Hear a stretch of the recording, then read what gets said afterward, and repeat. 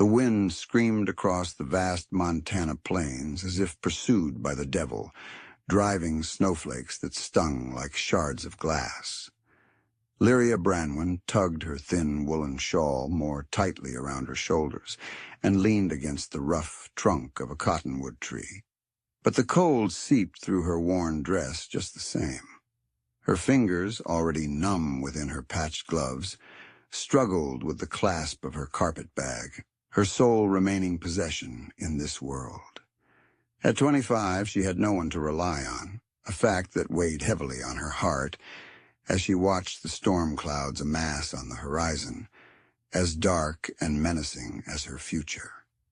Just 3 days prior, she had been Miss Branwen, the schoolteacher, esteemed though not affluent.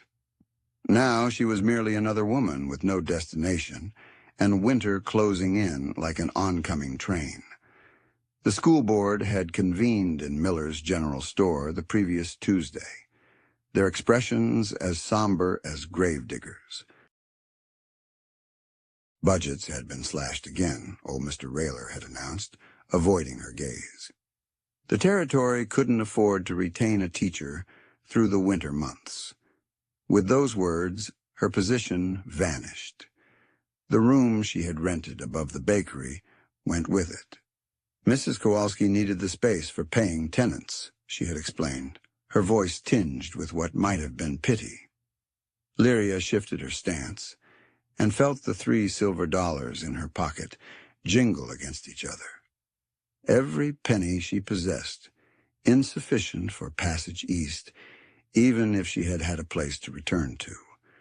Her family's farm in Ohio had been sold to settle debts 2 years prior, and her betrothed, Harold Wickham, had made it clear that a penniless teacher was no longer an acceptable match for a man of his stature.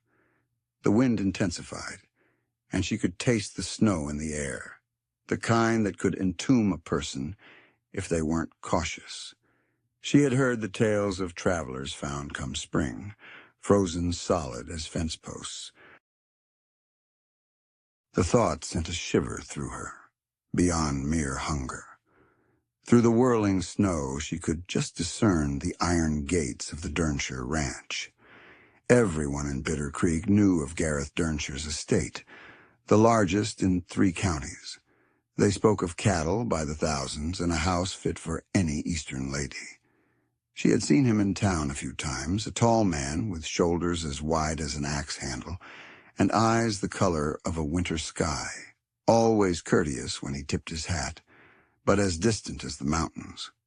Lyria had heard the whispers, too, about how his wife had perished, giving birth to their second son, and how he had been raising those children alone ever since. The women at church clucked their tongues about it regularly, saying it wasn't proper for a man to manage both household and children. Of course, none of them had offered much help beyond delivering the occasional casserole. She wasn't certain what compelled her feet toward those gates.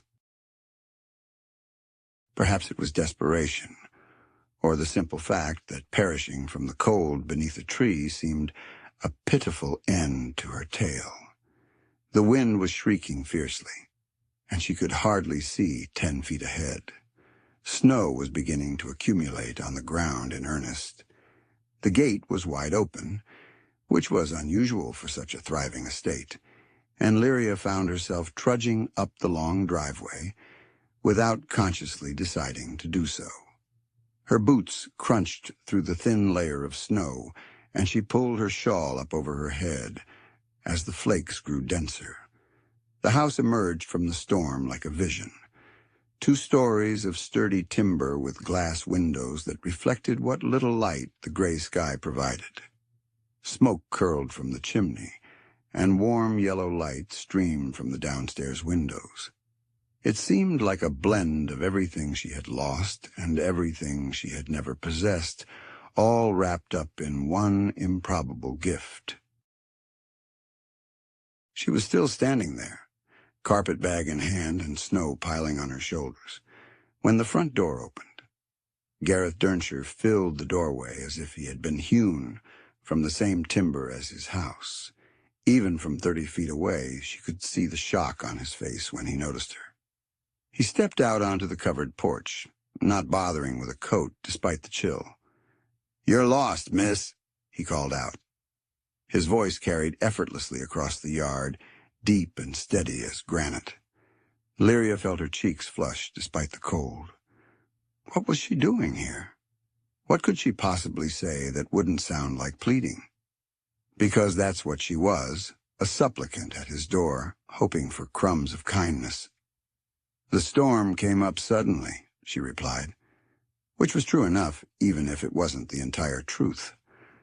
Gareth Durnshire studied her for a long moment, taking in her worn coat and the way she gripped that old carpet bag. His eyes were keen, the kind that noticed everything. Then he descended from the porch and walked toward her, his boots leaving deep impressions in the snow. "You're the schoolteacher," he stated when he got close enough to speak without raising his voice. It wasn't a question. "My position was eliminated this week," Lyria corrected, lifting her chin despite the way her voice wanted to waver. He nodded slowly, as if this didn't surprise him much. "I figured as much when I saw you walking up the drive with everything you own in that bag," he said. Heat rushed to her face again. Was she that obvious? That pitiful? "The storm is getting worse," Gareth continued, glancing up at the sky. "It will be a blizzard before long. Do you have somewhere to go?" The straightforward question struck her like a physical blow. Somewhere to go. If only it were that simple. "Not particularly," she managed to say. They stood there in the falling snow, two strangers sizing each other up. Lyria could see something stirring behind those winter blue eyes of his. Some calculation she couldn't decipher. When he spoke again, his words were measured and deliberate. "I've got coffee on the stove. The house is warm. In a storm like this, a person could freeze to death before making it back to town." It was an offer, but more than that, it was an acknowledgement of exactly how dire her situation was. Gareth Durnshire offered a helping hand, devoid of any pity or judgment, just pure, practical kindness. "That's very kind of you, Mr. Durnshire. But I couldn't possibly intrude," Lyria protested. "Nonsense," he replied, already heading back toward the house. "Come along, before we both freeze solid." Lyria paused for a moment, torn between her pride and the need to survive. Pride was a luxury she could no longer afford. She trudged through the snow, following Gareth toward the inviting glow of his windows. The snow was falling heavily now, quickly covering her footsteps. The porch provided a welcome respite from the biting wind. As Gareth opened the front door, a wave of warmth washed over her, feeling like a lifeline. Stepping inside, Lyria immediately saw why the townsfolk spoke so highly of this place. The entrance alone was more spacious than her rented room, with gleaming wooden floors and a staircase that elegantly swept up to the second floor, reminiscent of a storybook. Yet it was the absence of certain details that struck her. There was no feminine touch anywhere, no vases of flowers or embroidered cushions on the chairs. The house was tidy but stark, practical, like a well-kept barn with fine furniture. "Boys," Gareth called out, hanging his hat on a hook by the door. "Come meet our guest." The sound of hurried footsteps echoed from deeper within the house. Soon, two young faces appeared around the corner of what seemed to be a sitting room. The older boy, whom Lyria guessed to be around 7 or 8, had his father's strong jawline and serious eyes. The younger one, perhaps 5, had softer features and hair that stood up in every direction. "This is Miss Branwen," Gareth introduced. "She'll be staying with us until the storm passes." The older boy, Kalen, Lyria recalled hearing his name in town, regarded her with a mix of curiosity and caution. The younger one, Eldrin, stepped forward with the fearless inquisitiveness of a child. "Are you really a teacher?" Eldrin asked, his eyes wide with wonder. "I was," Lyria replied, crouching down to his level. "Do you enjoy learning new things?" she asked. Eldrin wrinkled his nose. "Kaelin says I have to learn my letters, but they're so hard." "They can be challenging at first," Lyria agreed. "But once you know them, they open up entire worlds." Eldrin nodded thoughtfully, as if this made perfect sense. Kaelin, however, remained where he was, watching her warily, as if she might snatch something if he looked away. "The coffee's this way," Gareth said, leading her toward what she assumed was the kitchen. "Boys, back to your supper." The kitchen was the largest Lyria had ever seen, with a cook stove that could have heated half the schoolhouse and cabinets that reached all the way to the ceiling. Yet, like the rest of the house, it felt somewhat empty, functional, but not truly lived in. Gareth poured coffee from a pot that had clearly seen better days. The liquid was as dark as night and strong enough to revive the dead. Lyria wrapped her cold hands around the tin cup, savoring the warmth. Gareth pointed out the worsening storm, gesturing towards the window where snowflakes were piling up rapidly. By morning, the roads would be blocked. Lyria gazed into her coffee, searching for words that wouldn't reveal her desperation. She couldn't ask to stay the night. It wouldn't be appropriate. Besides, she had nothing to offer in return. Gareth broke the silence, mentioning the school's closure. "It was a pity," he said. "Children deserved an education. Unfortunately, the territory was broke. The railroads were slow, and without easy cattle transport, tax revenues were down." He took a sip of his coffee, his eyes never leaving hers. "What are your plans now?" he asked, the question she had been dreading. Lyria set down her cup, her hands shaking slightly. She wasn't sure. She supposed she would look for another teaching position somewhere. "Where?" he asked, the simple word highlighting the harsh realities of her situation. There were no other teaching jobs within 100 miles. Not for a woman alone with no family ties and no money for travel. She admitted she didn't know. Gareth was silent for a long moment, and Lyria could hear the wind howling around the house, rattling the windows. In the distance, she heard one of the boys laugh, a sound that was warm and bright, a stark contrast to the storm outside. "I have a proposal for you," Gareth said finally. Lyria looked up, surprised by the seriousness in his voice. He needed a wife, not for love or any of that nonsense, but for practical reasons.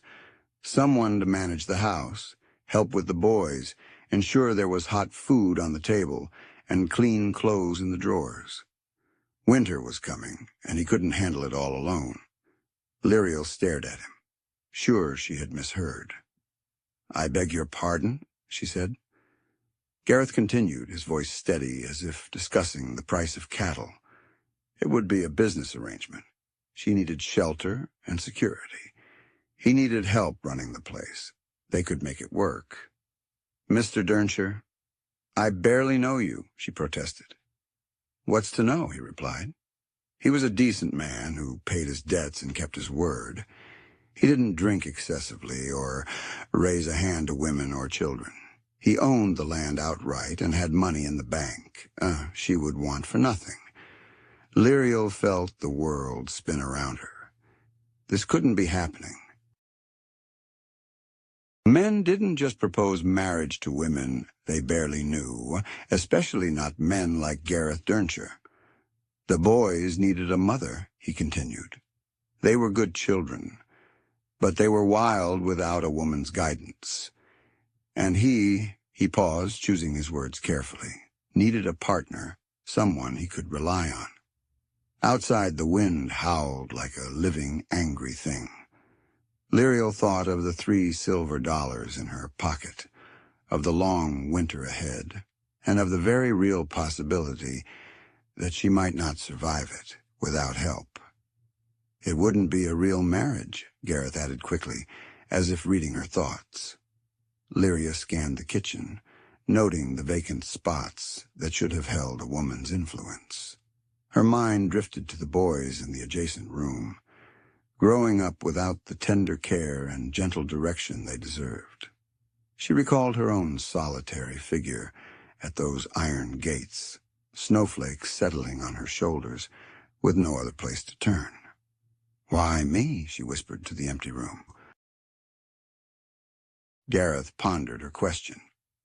"You're educated," he began. "The boys could benefit from that. You're on your own, which means you'd be fully invested in making this work." He paused, then looked her straight in the eye. "And you're desperate enough to agree." The stark truth of his words left her breathless. No sugar-coating or false assurances, just the raw truth, as clear as a winter dawn. "I need some time to think," Lyria murmured. Gareth gestured toward the window, where the snow had piled up so high that the barn was barely visible. "The storm isn't going anywhere," he said. "Neither are you tonight. We can discuss more in the morning." He was right. The decision had already been made for her by the wind, the weather, and her circumstances.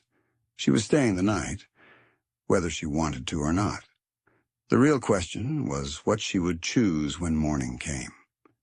Gareth led her to a modest room on the first floor, likely intended for a housekeeper. It was basic but tidy, with a narrow bed and a washstand. Better than anything she could afford on her own. As Lyria perched on the edge of the bed, listening to the storm's fury outside, she tried to envision her life in this house, rising each morning to prepare breakfast for a man who barely knew her name, laundering clothes and caring for children who might never see her as their mother, living as an outsider in a home that would never truly be hers. But then she considered the alternative: the cold, the hunger, the very real chance that winter would claim her before spring returned. Sometimes, survival was the only choice that mattered. Outside, the storm raged on, and Lyria pulled the quilts up to her chin, trying to imagine what the next day might hold. The morning arrived gray and quiet, with a stillness that only follows a true storm. Lyria woke to the aroma of coffee and bacon seeping under her door and the sound of boots shuffling in the kitchen. For a moment, she forgot where she was. Then the events of the previous day rushed back, along with the weight of the decision she faced. She quickly dressed in her best dress, a navy wool that had seen better days but was still presentable, and neatly pinned back her dark hair. When she stepped out of the small room, she found Gareth at the kitchen window, gazing out at a world reshaped by snow. "The storm has passed," he said without turning around. "It left nearly 2 feet of snow, by the looks of it." Lyria joined him at the window and gasped. The entire landscape had been erased and rewritten in white. Snow had piled up to midway on the fence posts, and the path leading to town was barely recognizable, swallowed by an endless white blanket. "You weren't lying about the roads being blocked," she whispered. "It can take days to clear after a storm like that, sometimes even longer." Gareth finally turned to look at her, and she could see the curiosity in his eyes. "The coffee is still hot. The boys are still asleep." Lyria took the metal cup he handed her, appreciating the distraction. The coffee was robust and steaming, pushing back the cold that had seeped into her. "I've been pondering what you mentioned," she started, then hesitated. "How does one talk about a marriage proposal that isn't truly a marriage proposal? About your offer?" Gareth nodded, his face unreadable. "Anne, I need to grasp what you're truly asking. You mentioned the boys needing a mother, but what does that entail? What would you require from me?" Gareth leaned against the counter, choosing his words carefully. "The boys need stability. Someone to ensure they have proper meals and stay clean. someone to teach them etiquette and assist with their education. They're fine children, but they've lacked a woman's guidance for 2 years now. And for you? What would you expect from a wife? The word felt unfamiliar, speaking of something that had once seemed unattainable. Someone to oversee the household, ensure meals are ready and clothes are mended. Someone I can rely on when I'm out with the cattle or handling business in town. He paused, examining her expression. Someone who won't flee at the first sign of trouble. Lyria set down her coffee cup. And in exchange, you're offering security, a place to stay, food, protection, and my name, if that holds any value for you. Gareth's voice was straightforward, as if they were discussing a business deal. You'd be the lady of this house. The boys would be yours to raise as you wish. It's a practical agreement, nothing more. No mention of affection or companionship. Definitely no talk of love. Lyria felt a strange sense of relief at his honesty, even as a part of her felt empty about the cold, business-like nature of it all. Separate rooms, she stated, more to confirm than to question. Separate rooms, Gareth agreed. You'd have your space, and I'd have mine. Unless, he began, then seemed to reconsider. Unless what? Unless someday we changed our minds. But that's a long way off, if ever. And it would be your decision as much as mine. Lyria felt a blush creep up her cheeks and looked away. The practical side of the arrangement was one thing, but the idea of something more in the distant future, that was a path she wasn't ready to explore. Not yet. The sound of small feet on the stairs broke the moment, followed by a young voice calling for his father. Gareth started down the hallway, but the boy appeared in the kitchen doorway before he could reach it, his eyes still heavy with sleep. Eldrin, is the lady still here? Gareth nodded. Miss Branwen is still here, Gareth confirmed. Say good morning. Gareth lowered his head shyly. Good morning, Miss Branwen. Good morning, Gareth. Did you sleep well? The boy nodded, then seemed to recall something important. Did you see all the snow? It's piled up to the windows. I did notice it quite a bit, isn't it? Papa says we might be snowed in for days and days. Will you stay that long? The innocent question lingered in the air. Lyrians felt Gareth watching her, awaiting her response. She looked down at Gareth's hopeful face, then past him to where Kaelin had appeared in the doorway, still cautious, but listening intently. I might, Lyria said cautiously. If your father doesn't mind the company. Can you really teach us letters? Gareth asked, his excitement evident. I can. Would you like me to? Yes. Kaelin says letters are stupid, but I think they're like secret codes. They are very much like secret codes. Lyria agreed, smiling despite herself. Once you learn them, you can decode any book. She glanced at Kaelin, who was trying to appear uninterested but failing. What do you think, Kaelin? Would you like to learn some secret codes? The older boy shrugged, but she noticed a spark of curiosity in his eyes. Maybe. Gareth cleared his throat. Boys, go get dressed. Miss Branwen and I need to finish talking. Gareth groaned, but obediently headed for the stairs. Kaelin hesitated a moment longer, his gaze shifting between Lyria and his father, with an expression far too perceptive for a child his age. When they were alone again, Gareth poured himself another cup of coffee. They like you? Gareth does. Kaelin's holding back. Kaelin's protecting himself. He's old enough to remember his mother, old enough to know what it means to lose someone. Gareth stared into his coffee. He's been the man of the house in his own mind since she died. It won't be easy for him to let someone else take over. Lyria felt a twinge of sympathy for the serious little boy. And if I stayed, if we went through with this arrangement, what would happen if it didn't work? If the boys couldn't accept me, or if we found we couldn't? She searched for the right words. Couldn't manage together. Gareth was quiet for a long moment. When he spoke, his voice was deliberate and measured. I suppose we'd have to figure that out if it happened. But I'm not a man who gives up easily. And I don't think you are either. Or you wouldn't have survived this long on your own. It wasn't exactly a comforting answer, but it was an honest one. Lyria appreciated that more than empty reassurances that might prove false. The town will talk, she said. A marriage this sudden under these circumstances, people will assume. People always assume. Question is whether you care what they think. Lyria had spent her entire life caring what people thought. It was the expected behavior for respectable women. However, respectable women didn't typically end up destitute and without a home as winter approached.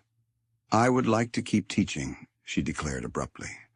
Not just the boys, but others as well. Despite the school's closure, there must be children who could gain from some instruction. Gareth gave a nod of agreement. The house is spacious enough. We could convert one of the upstairs rooms into a proper classroom. The ease with which he accepted her proposal took her aback. Most men would balk at the idea of their wife working, even if it was just teaching. You wouldn't object to having children coming and going? It might be beneficial for Kaelin and Gareth. It would give them peers to play with. Gareth set down his cup and met her gaze. Is there anything else you need to clarify? Lyria felt as if she were teetering on the brink of a precipice, gazing into uncharted territory. Every sensible instinct urged her to accept. She had no other options, no other prospects, and winter loomed ahead like a grim sentence. But marriage, even one in name only, was not a decision to be made hastily. If I consent, she inquired cautiously. When would that be? How soon would you want to proceed? As soon as the preacher can arrive. The road should be passable in a few days. So swiftly. Her entire life had been upended in the span of a week. It seemed implausible. Yet here she was, genuinely contemplating it. Miss Branwen? Gareth's voice echoed from the staircase. Could you assist me with my buttons? Lyria turned toward the sound, then back to Gareth. May I? He nodded, and she went to help the boy with his shirt. Gareth chattered cheerfully as she worked, sharing his favorite pastimes and inquiring if she knew any tunes. Kaelin soon joined them, dressed but with his hair sticking out in all directions. Come here, both of you, Lyria instructed, retrieving a comb from her pocket. Let's get you properly tidied up. She tamed Daniel's hair despite his objections, earning a hint of a smile in return. Gareth allowed his face to be washed without protest, then asked if she could braid his hair like a girl's. Boys don't wear braids, Lyria explained softly. But I could teach you to tie sailor knots if you're interested. Could you truly? I had a brother who was fascinated by ships, Lyria recalled, the memory of her lost family bringing an unexpected twinge. He taught me all sorts of practical knots. Gareth observed this domestic scene from the kitchen doorway, and Lyria detected something in his expression that might have been relief or perhaps longing. It was difficult to discern. I want to learn knots too, Kaelin declared, seemingly forgetting his initial wariness. Then I'll teach you both, Lyria vowed. Later, after the boys had been fed and sent to play in the sitting room, Lyria found herself alone with Gareth once more. The gravity of the decision weighed on her like the snow outside. oppressive and unavoidable. "You haven't provided an answer," Gareth remarked. Lyrian scanned the kitchen, noting the clear signs that this home lacked a woman's influence. Her mind drifted to the boys upstairs, yearning for affection and direction. She contemplated the harsh winter ahead, and the grim reality that declining this proposal might seal her fate. Yet what weighed most on her mind was the unexpected moment when Caelan had allowed her to tend to his hair, and the way Gareth had gazed at her, as if she held the answer to a silent plea. "If I were to accept," she murmured, "it would be as much for them as for myself. Those boys require more than I can offer in just a few days." Gareth nodded in agreement. "They do. And you genuinely permit me to establish a school here?"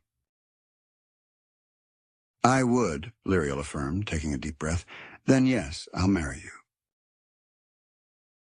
The words felt peculiar leaving her lips, but not as strange as she had anticipated. Gareth neither smiled nor displayed any particular emotion. He simply nodded, as if she had agreed to assist with the harvest. "I'll head to town as soon as the paths are clear. I'll discuss the ceremony with Reverend Darkmere." "And what will you tell him about our reasons?" she asked. "I'll share the truth, that we are two pragmatic individuals making a sensible decision," Gareth replied, pausing briefly. "Unless you'd prefer a different tale." Lyria pondered this. A whirlwind romance would be more romantic, certainly more socially acceptable. But there was a certain appeal to honesty, even if it was uncomfortable. "The truth will suffice," she decided. Gareth extended his hand, and after a moment's hesitation, Lyria accepted it. His grasp was firm and warm, roughened by years of labor. It felt like sealing a pact, which she supposed it was. "Welcome to the family, Miss Branwen," he said. From the sitting room, the sound of the boys quarreling over something echoed, followed by a crash that suggested they had toppled an object. Gareth flinched. "I should caution you," he said. "They aren't always as well-behaved as they've been this morning." Lyria smiled, her first genuine smile since arriving at the ranch. "Mr. Durnshire, I've spent 3 years teaching school. I'm not easily startled by unruly children." As if summoned by her words, Caelan appeared in the doorway, tears streaming down his face and a red mark on his forehead. "Papa, Caelan hit me with a wooden horse," he sobbed. Gareth sighed and headed for the sitting room to address whatever chaos had unfolded. Lyria followed, already beginning to grasp the challenges that lay ahead. It was going to be a long winter, but for the first time in weeks, she felt a glimmer of hope. 3 days after the roads cleared, Reverend Darkmere arrived at the Caldwell Ranch, appearing as if he would rather be anywhere else in Montana territory. The elderly preacher sat rigidly in the front parlor, his Bible clasped in weathered hands, casting disapproving looks between Gareth and Lyria, as if they were mischievous children who had tracked mud through his church. "This is highly irregular," he remarked for the 3rd time, adjusting his wire-rimmed spectacles. "Marriage is a sacred bond, not a mere business deal." Lyria straightened her finest dress, the same navy wool she had worn the day after the storm, now freshly pressed and enhanced with a simple white collar she had crafted from an old petticoat. It wasn't an elaborate wedding gown, but it would suffice. "With all due respect, Reverend," Gareth said, his voice steady and resolute, "the union will be legally valid and binding. Our motives are personal and none of your concern." The preacher's lips tightened as if he had bitten into something bitter. "And what example does this set for young Kaelin and Gareth?" he asked. "It shows them that sometimes practical choices benefit everyone more than romantic whims," Gareth replied. Lyria noticed a movement in the doorway and saw both boys peeking around the corner.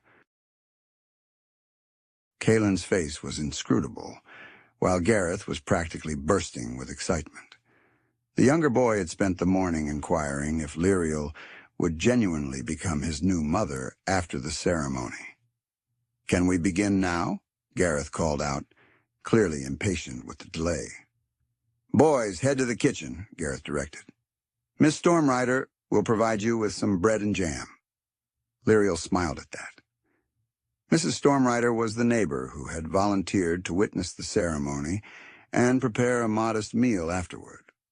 She was a pragmatic woman who had assessed the situation and deemed it reasonable, much to the Reverend's chagrin. Once the boys had reluctantly left, Reverend Darkmere opened his Bible with evident reluctance. "Very well, but let it be clear that I am conducting this ceremony because you have requested it, not because I endorse the circumstances." "Understood," Thomas said. The ceremony itself was blessedly short. Lyria found herself reciting words that felt unfamiliar and strange, vowing to honor and cherish a man she had known for less than a week. Gareth's responses were delivered in the same detached tone he used to discuss livestock prices, though his gaze never wavered from her face. When Reverend Darkmere declared them husband and wife, there was an awkward pause as it became apparent he expected Gareth to kiss his new bride. Gareth looked at Lyria, a question in his eyes. She gave a nearly imperceptible nod, and he leaned down to press his lips briefly against hers, a chaste and formal kiss that sealed their agreement. "Well," Mrs. Stormrider said cheerfully as the Reverend put away his Bible. "That's settled then, Mrs. Durnshire. Welcome to the family." Mrs. Durnshire. Lyria felt a peculiar jolt at hearing her new name. She was no longer Lyria Branwen, the displaced educator. She was Lyria Durnshire, wife and mother, the mistress of one of the largest ranches in 3 counties. The boys rushed back into the room before anyone could speak further. Gareth threw himself at Lyria with such enthusiasm that she nearly stumbled.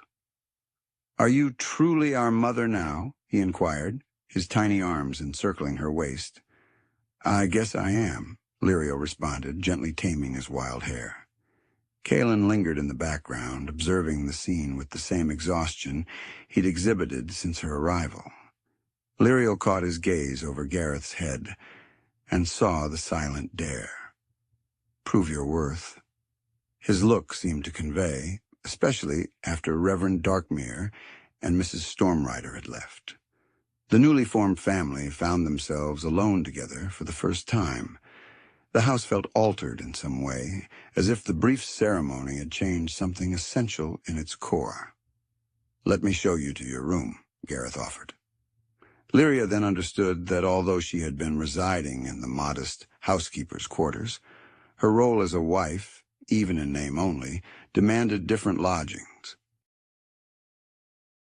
He guided her upstairs to a bedroom at the hallway's end, pushing the door open to unveil a space that was distinctly feminine in its decor. A dainty writing desk was positioned beneath the window, and the bed was decorated with a quilt in hues of blue and yellow. It was lovely, but there was a poignantly still quality to it, as if it had been patiently awaiting someone to revive it.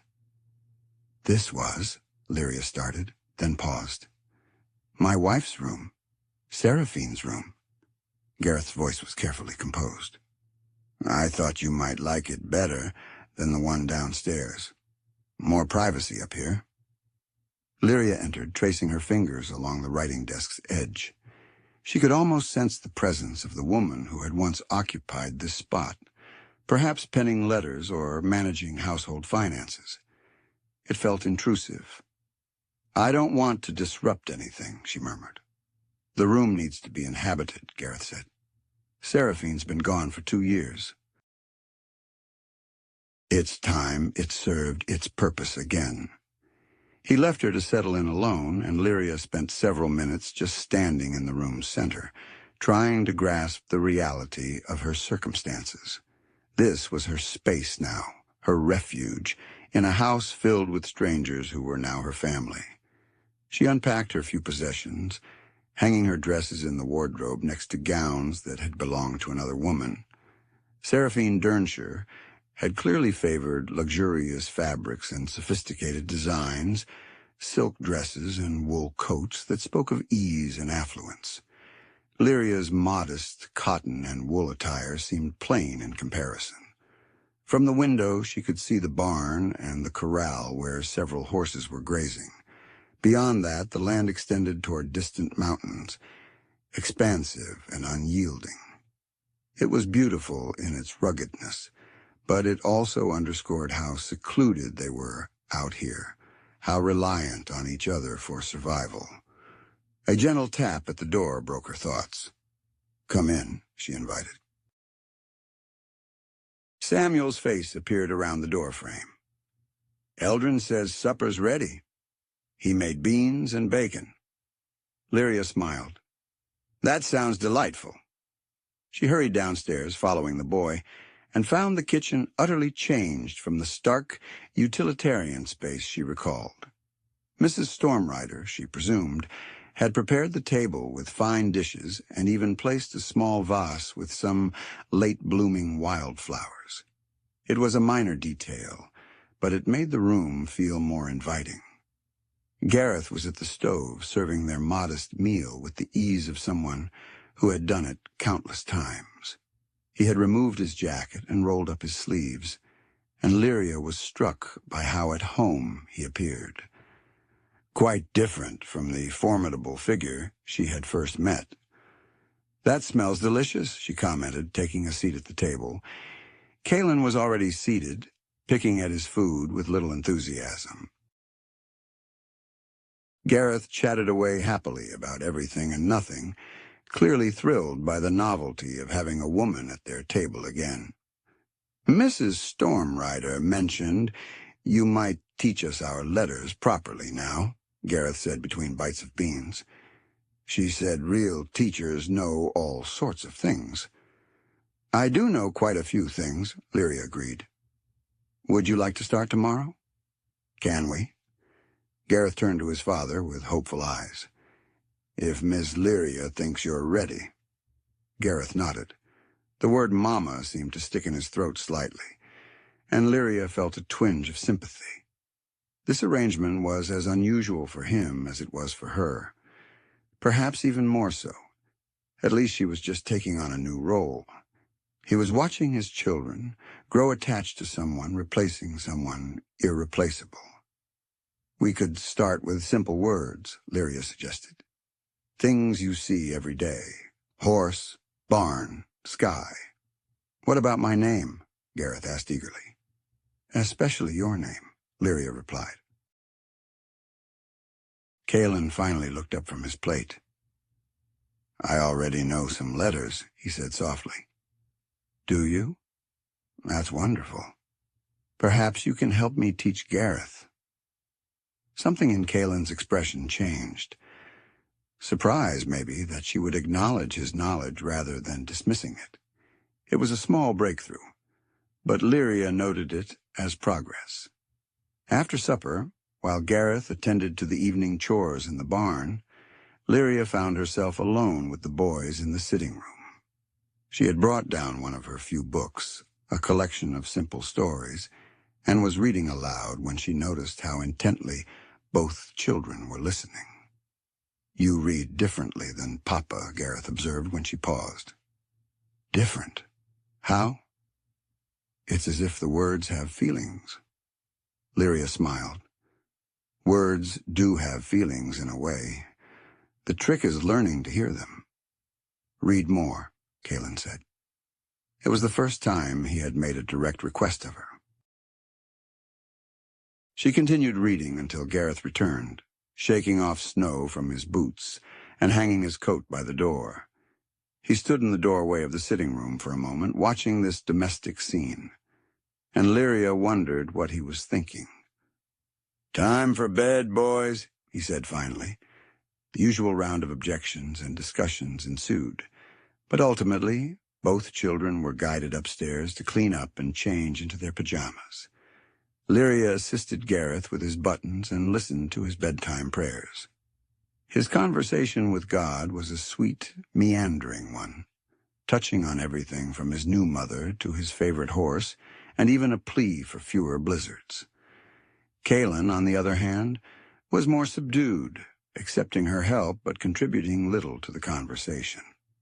As she tucked the blankets around him, he gazed up at her with an expression of curiosity. "Are you truly planning to stay?" he inquired softly.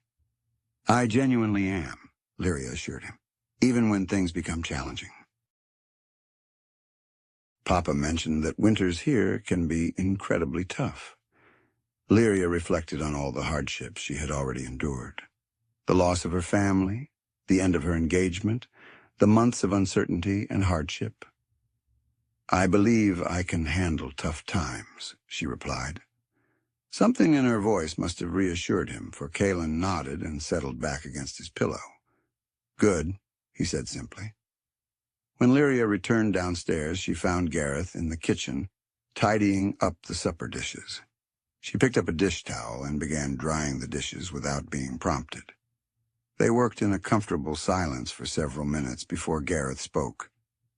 "Do they like you?" "Gareth does." "Kaylin is still making up his mind," she replied. "Kaylin has been the man of the house for too long. He's forgotten how to be a child." Lyria dried a plate thoughtfully. "Perhaps that's not entirely a bad thing. Children who have had to grow up quickly often become strong adults." "Maybe," Gareth conceded. "But I'd like him to have some childhood left, if possible." It was the most personal thing Gareth had shared with her, this hope for his son's happiness. Lyria felt a warm sensation spread in her chest. It wasn't a romantic feeling exactly, but something akin to partnership, a sense that they might actually be able to navigate this together. "I'll do my best to help with that," she said. Gareth nodded, hanging up the dishcloth. "I'll be up early tomorrow. The cattle need checking, and there's fence to mend before the next storm hits." "What time should I have breakfast ready?" she asked. 5:30, if that's not too early. Lyria had been rising at 5:30 for years as a schoolteacher. "That's fine. The boys usually eat around 7. Gareth likes his eggs soft, while Kaylin prefers them firm. Both of them will eat any sweets you put in front of them, but don't let them overindulge or they'll feel sick." These domestic details felt both ordinary and significant. She was learning the routines of her new family, the small preferences and habits that would shape her days.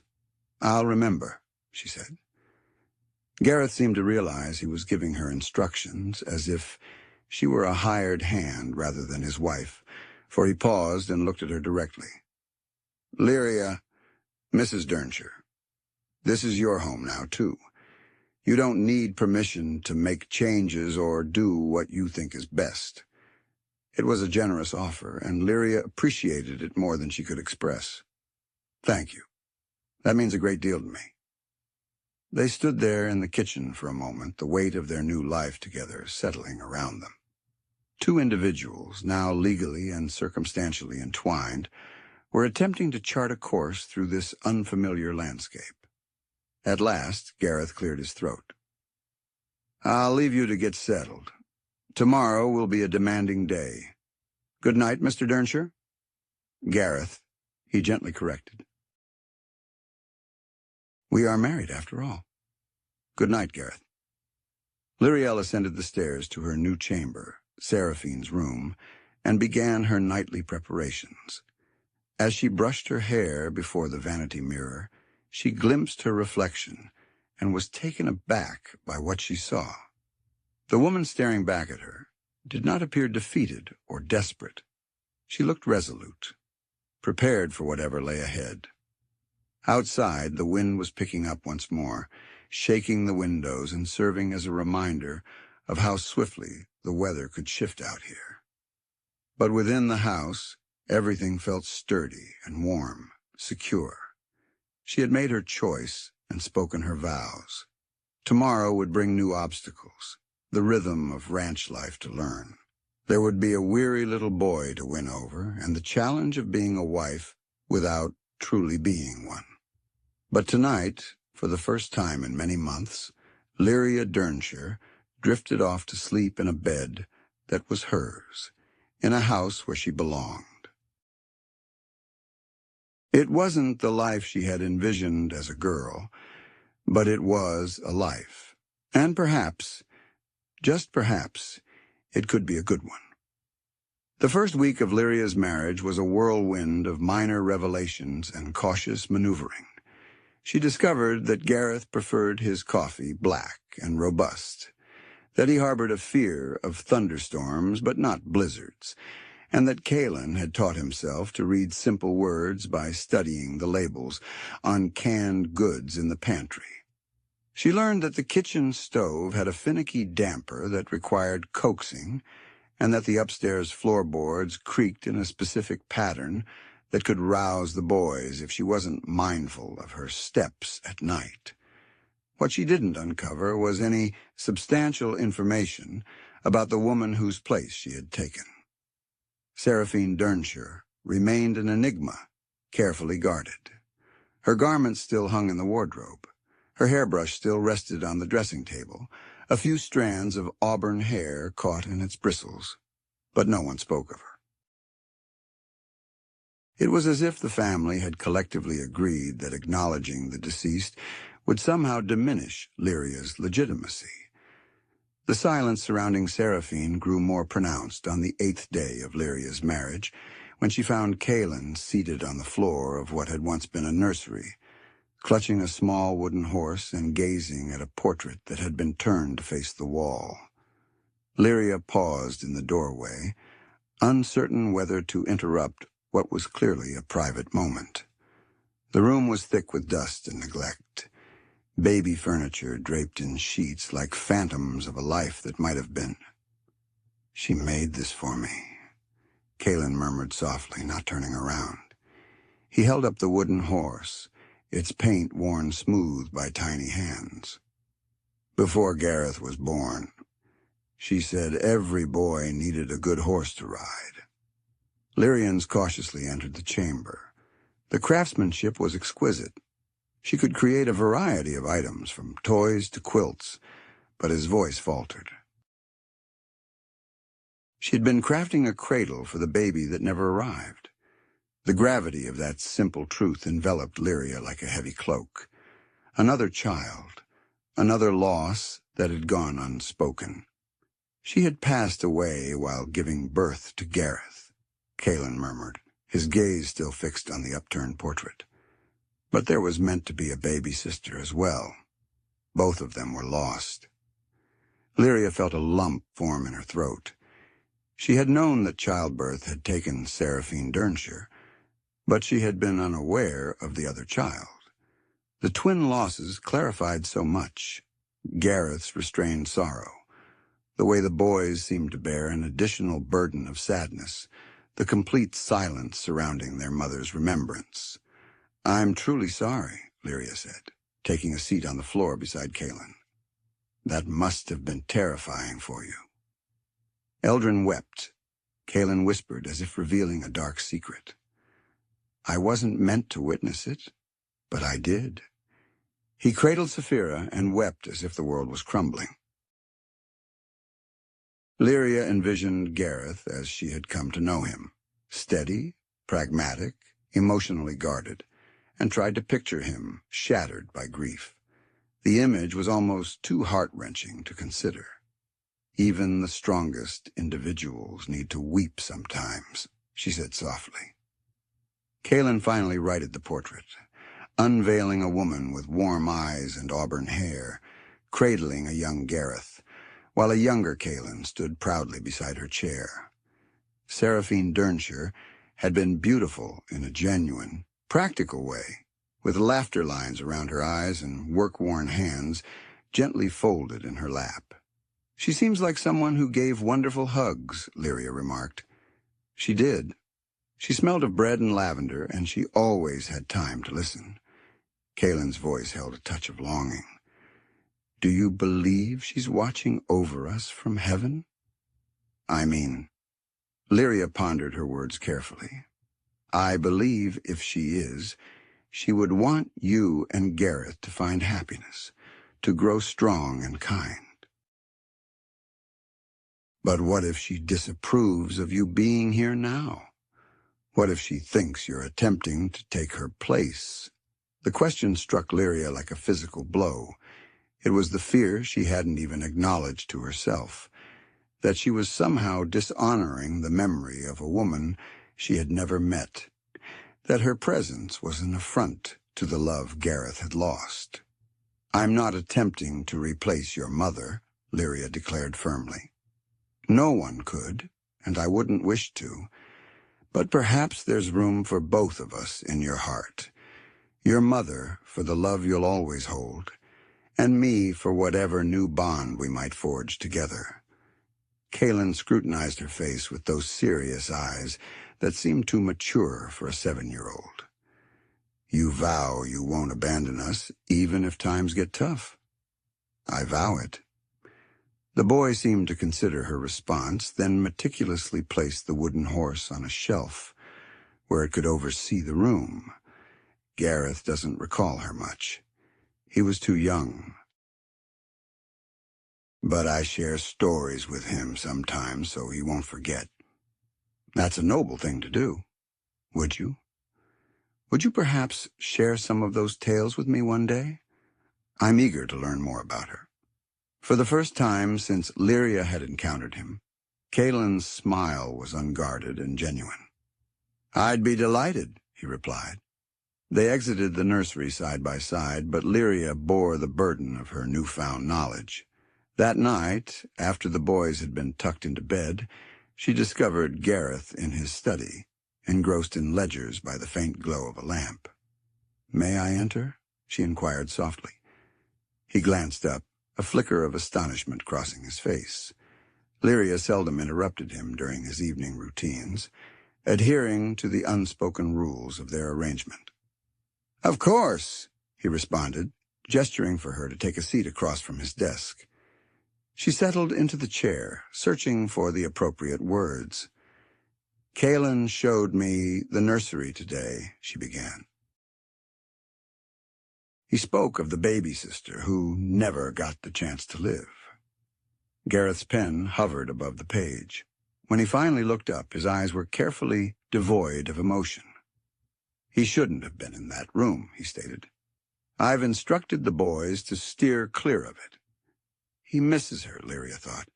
He misses them both, the mother he lost and the sister he never knew. "The past is the past," Gareth declared, his voice sharp.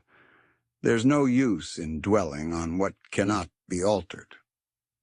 Yet Lyria could see the tension in his shoulders, the way his hand clenched the pen too tightly. "Forgetting isn't the same as healing," she countered gently. "I'm not suggesting we forget, merely that we find a way to move forward." Gareth set down his pen and leaned back in his chair. "But I can't dwell in yesterday, Lyria," he said. "I have today to navigate and tomorrow to prepare for. That's all any of us can do." Lyria understood his perspective, but she also sensed the underlying pain. "The boys need to talk about her sometimes," she insisted. "They need to know it's safe to remember." "And what would you have me tell them?" he asked, his voice heavy with emotion. "That their mother was perfect and wonderful, and that nothing I can offer will ever compare. That every day I wake up knowing I failed to protect the most important people in my life?" The stark honesty of his words took Lyria aback.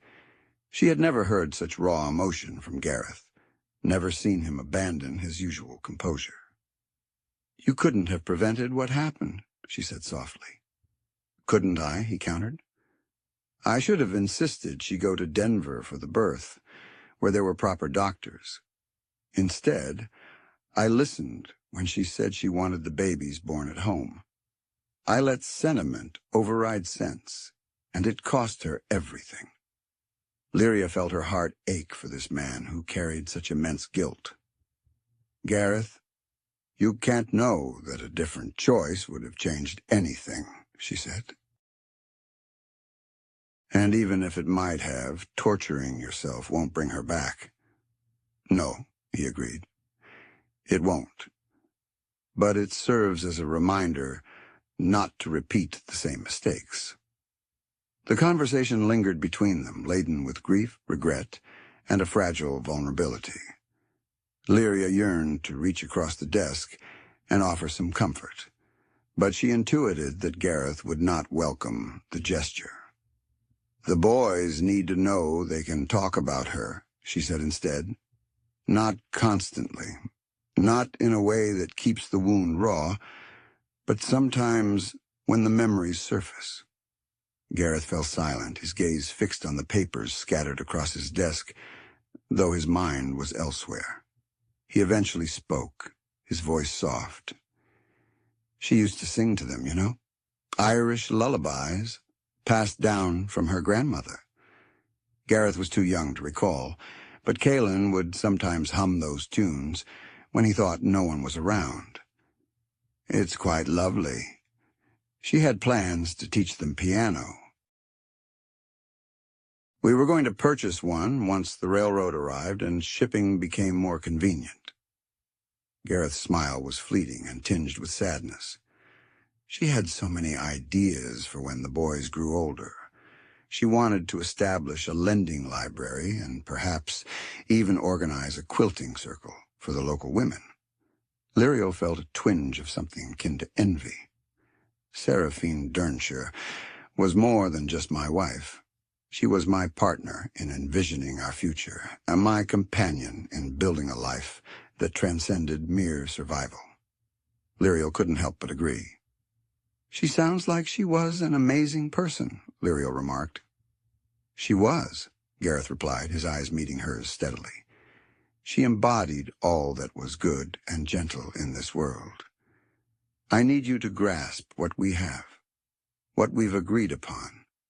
It's not the same, and it can't be."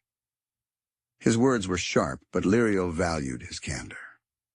"I understand," she assured him, "but do you truly understand? I don't want you to harbor expectations that can't be fulfilled. I don't want you to yearn for something that ceased to exist 2 years ago." Lyria felt a flush creep up her cheeks. "I'm not expecting anything beyond what we agreed upon. I know the terms of this arrangement." Yet even as she spoke, she realized it wasn't entirely true. Over the past week, as she'd observed Gareth with his sons, as she'd glimpsed the kindness and humor beneath his practical demeanor, she had begun to hope, not for a grand romance, but for friendship, for partnership, for the possibility that two people brought together by circumstance might choose to stay together for more meaningful reasons. Now, confronted with the depth of Gareth's love for his late wife, those small hopes seemed foolish and presumptuous. "I should let you return to your work," she said, standing up from the chair. "Lyria." The use of her name made her hesitate. "I'm grateful for what you're doing, for the boys, for the household. I don't want you to think I'm not. I know, and if you need anything, if there's something you want changed or improved, you only have to ask." It was a generous offer, but Lyria could sense the distance in his words. She was the hired help who happened to wear a wedding ring, useful and appreciated, but not truly part of the family's heart. "Thank you," she replied simply.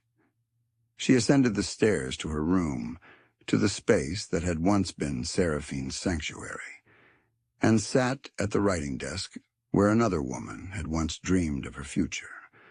Outside, the wind was picking up again, hinting at another storm, and Lyria wrapped her shawl tighter around her shoulders. She had known this wouldn't be easy.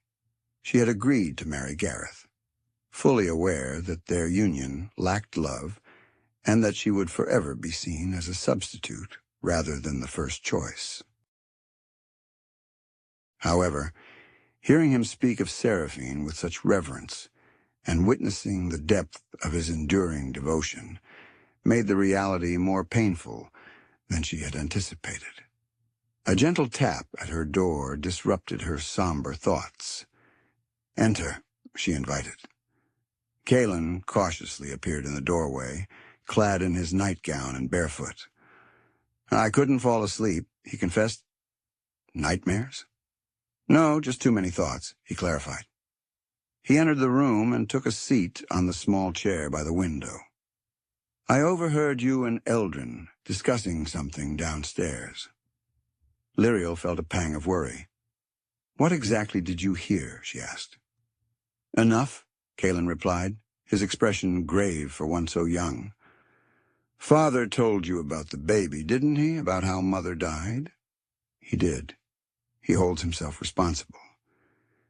I heard him confess this to Mr.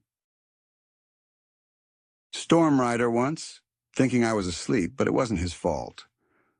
The boy's loyalty to his father was endearing, but Lyria suspected that Gareth's guilt was a burden that went beyond mere reassurances. Sometimes people blame themselves for things beyond their control, she explained gently. It's a way to make sense of the senseless. Do you ever blame yourself for things? Kalen's question was direct and unexpected. For what, exactly? Lyria pondered how much honesty was suitable for a 7-year-old. I used to blame myself for my family losing our farm back in Ohio. I thought if I'd been smarter or worked harder, maybe I could have helped save it. But you were just a child then, Kalen pointed out. I was, but emotions don't always make sense. Kalen nodded thoughtfully. I used to think that if I'd been better, if I hadn't argued with Father so much or tracked mud into the house, maybe Seraphine wouldn't have died. Lyria's heart ached. Kalen, your mother's death had nothing to do with anything you did or didn't do. I know that now, mostly. He gazed out the window at the darkening sky, but sometimes the bad thoughts return anyway. Lyria wanted to embrace this serious little boy, to promise that the bad thoughts would vanish if she held him tightly enough. Instead, she said, "That's natural. Grief is like the weather. Sometimes it's clear, and sometimes storms roll in. The key is to remember that storms always pass." "Is that why you married Eldrin? Because of our storm?" The boy's insight was astonishing. "Partly," Lyria admitted. "We all sought refuge from different kinds of storms." Kalen fell silent for a moment before asking, "Do you think you'll ever truly love us? Not just care for us, but really love us?" The question struck at the heart of Lyria's carefully guarded emotions. "Oh, Kalen, I already do," she said, the truth of her words surprising her. In the past week, amidst assisting with buttons, reading bedtime tales, and listening to the boys' little secrets, she had genuinely started to cherish these children. Not as substitutes for their mother, but for who they were. 2 courageous little boys striving to understand a world that had taken so much from them at such a young age. Truly? Kalen's eyes sparkled with hope. Truly, Lyria replied softly, even though you're not my children by blood? Love doesn't operate that way, she explained gently. Love isn't about shared blood or even a shared name. It's about caring for someone's joy and wanting to be a part of their journey. Callan pondered this with the seriousness he reserved for important matters. Eventually he nodded. "I'm glad you're here, Lyria. Even if Eldrin doesn't love you the way he loves Saphira, I'm still glad." Lyria realized that this was precisely what she needed to hear. Not a vow of the love she couldn't have, but an acknowledgement of the love she could earn. The love she was already earning, one small moment at a time. "I'm glad I'm here too," she said. "Now let's get you back to bed before your father finds us here together." As she tucked Callan into his bed for the second time that night, Lyria felt something click into place within her chest. She might never have Gareth's heart, which belonged to a ghost she could never rival, but she could have his respect, his partnership, and the love of his children. For now, that would have to suffice. The first challenge arrived on a Sunday morning, 3 weeks after the wedding. When Gareth declared that they would attend church services in town, Lyria felt her stomach knot with anxiety as she helped the boys into their finest clothes. Knowing this would be her first public appearance as Mrs. Gareth Durnshire, she chose her navy dress once more, still her most elegant garment, and pinned her hair back neatly, attempting to appear as respectable as possible. In the mirror, she saw a woman who looked older than her 25 years, bearing the marks of recent trials, but resolute in her determination to hold her head high. The journey to town was silent, the wagon wheels grinding through snow that had refrozen overnight into icy grooves. Callan sat beside his father on the driver's seat, while Lyria rode in the back with Eldrin, who chattered eagerly about seeing his friends at church. She wished she could match his excitement. Bitter Creek's church was a modest wooden structure with a bell tower that could be heard for miles across the prairie. As their wagon neared, Lyria could see other families arriving, their breath misting in the cold air as they greeted each other with the ease of long-time acquaintances. The conversations halted when the Durnshire wagon pulled up. Lyria felt the weight of every stare as Gareth assisted her down from the wagon. She could hear the whispers beginning before her feet even touched the ground, harsh, hissing sounds that rode the winter air like the venomous whispers of snakes. Swift work indeed. Barely had Seraphine's body grown cold in her grave. The schoolteacher seemed to think she had secured a fine catch. Lyria raised her head and accepted Gareth's hand, allowing him to guide her toward the church entrance. The crowd split before them like a river, murmurs resuming in hushed, urgent tones as they passed. Within the church, the scrutiny was even more piercing. Lyria could sense eyes tracking their every move as they navigated to the Durnshire family pew, the same pew where Seraphine had once sat, cradling her infants and singing hymns in a voice that people still cherished. Mrs. Ridgefield, the banker's wife, leaned over to murmur something to Mrs. Ironheart, who had been Gareth's teacher before Lyria's arrival.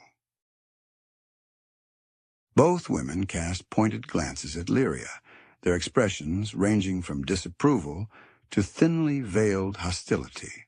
Lyria sat upright between Gareth and Gareth, attempting to concentrate on Reverend Darkmere's sermon about charity and Christian kindness. The irony was not lost on her that the same man who had performed their marriage ceremony with reluctance was now preaching about loving one's neighbor. Following the service, the true ordeal commenced. The congregation assembled outside the church for their weekly social hour, and Lyria found herself the unwanted center of attention. Mrs. Durnshire. Mrs. Ridgefield approached with a smile that did not reach her eyes. "How are you finding married life? Quite different from your teaching days, I imagine." "Different, yes, but fulfilling," Lyria responded cautiously. "I'm sure it must be such a lovely home, and of course, the security that comes with marrying so well. The emphasis on security made it clear what Mrs. Ridgefield thought of Lyria's motivations. Other women gathered around, drawn by the scent of gossip. Lyria recognized most of them from her teaching days when they had been polite, if not particularly warm. Now their demeanor was distinctly frosty. "It must be challenging," Mrs. Ironheart said with feigned sympathy, stepping into dear Seraphine's shoes. She was so beloved by everyone who knew her. Seraphine was certainly extraordinary, Lyria agreed, refusing to take the bait. Oh, she was more than extraordinary. Mrs. Jenkins chimed in. She was practically a saint, the way she cared for everyone in the community, always bringing soup to the sick and assisting with childbirth. Why, when my youngest was born, Seraphine sat with me for 3 days straight, barely sleeping. The other women nodded and murmured in agreement, their voices taking on the reverent tone usually reserved for discussing actual saints. Lyria understood what was happening. They were testing her, gauging her reaction to being compared to a paragon she could never hope to match. "She sounds like an exceptional woman," Lyria said softly. "The boys speak of her with such affection." "Do they?" Mrs. Ridgefield's eyebrows rose. "And how are the poor boys adjusting to having a stranger suddenly thrust into their mother's place?" Lyria's face flushed with warmth. However, before she could utter a word, a young voice chimed in from behind her. "She's not a stranger," Gareth declared, intertwining his fingers with Lyria's. "She's our new mother, and she teaches us our letters and knows how to tie sailors' knots." The women exchanged astonished glances at the boy's bold defense, and Lyria gave his hand a gentle squeeze in thanks. "Well," Mrs. Ironheart remarked stiffly, "children do adjust swiftly to new situations." "Indeed they do," a new voice interjected. Lyria turned to see Mrs. Stormrider advancing with a resolute look on her face. "And speaking of adjustments, Lyria has accomplished remarkable things with those boys. You should see how well-behaved they are now and how much young Gareth has learned in just a few weeks." Lyria felt a surge of appreciation for the older woman's backing, but Mrs. Ridgefield remained undaunted. "Oh, I'm certain Mrs. Durnshire is competent in her household duties. It's just that some of us recall when this family was the core of our community. Seraphine organized the church gatherings, led the women's auxiliary, and coordinated aid for families in need. Such large shoes to fill. The challenge was clear. Lyria was being informed in front of half the congregation that she was expected not only to be Gareth's wife and the boy's mother, but also to assume all of Seraphine's community roles for which she had no experience and even less assurance. "I'm confident Lyria will discover her own path to contribute," Mrs. Stormrider stated firmly. "Each person brings unique gifts to a community." "Of course," Mrs. Ridgefield agreed, her smile as biting as a cold wind. "Though we do hope those contributions will be significant. The Durnshire family has always been so generous with their time and resources." Lyria felt cornered between conflicting demands. If she attempted to fill Seraphine's role, she would inevitably fall short and face criticism. If she didn't try, she would be condemned for being selfish and inadequate. Either way, she was in a no-win situation. "Mrs. Durnshire," Reverend Darkmere approached, sparing her from having to respond right away. "May I have a moment?" Lyria followed the preacher a few steps away from the group of women, grateful for the respite, even though she suspected their conversation wouldn't be any more pleasant. "I wanted to discuss the children's religious education with you," he said, his voice carefully measured. Seraphine was deeply involved in their spiritual growth. I trust you intend to uphold that tradition. Naturally, Lyria replied. I've been reading Bible stories with them in the evenings. Excellent. And the church school. Seraphine initiated a Sunday school program for the younger children. The ladies were hoping you might take that on. Lyria felt the burden of expectation pressing down on her like a heavy weight. I'm not certain I'm qualified for that duty, Reverend. Perhaps one of the other ladies could handle it. But you are a trained educator, he insisted. The community would be hard-pressed to find anyone more suited for this task.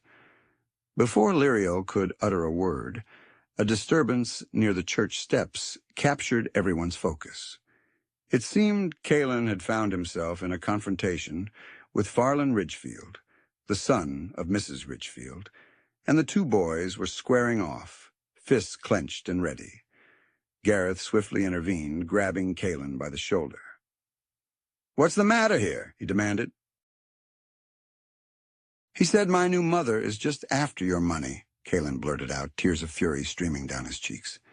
"He claimed she only married you for the wealth and doesn't genuinely care about us." Lyria felt her face pale as every conversation in the churchyard halted. The silence was as taut as a drawn bowstring, while Gareth's gaze shifted from his son to Farland Ridgefield, then to the circle of adults witnessing the scene. "Farland," Gareth said softly, his voice clear in the quiet, "I believe you owe my wife an apology." "I was just repeating what I heard," Farland mumbled, glancing nervously at his mother. "Then perhaps," Gareth continued, his eyes deliberately moving to Mrs. Ridgefield, "you should be more mindful of the words you listen to." Mrs. Ridgefield's face flushed a deep red. "Mr. Durnshire, I hardly think it's fair to blame a child," she began. But Gareth cut her off. "I'm not blaming the child. I'm suggesting that adults should be more careful with their words when children are within earshot." The reprimand was gentle yet firm, and Lyria noticed several people looking away uncomfortably. She understood that Gareth was defending not just her honor, but the family they had created together, fragile as it might be. Gareth, who had been observing the exchange with wide eyes, suddenly stepped forward. "My mama does care about us," he declared to the gathered crowd. "She prepares our breakfast every morning, reads us stories, and she mended my torn shirt without being asked. She promised she won't abandon us, even when times are tough." The sincere, heartfelt words from a 5-year-old carried more weight than all the adult posturing.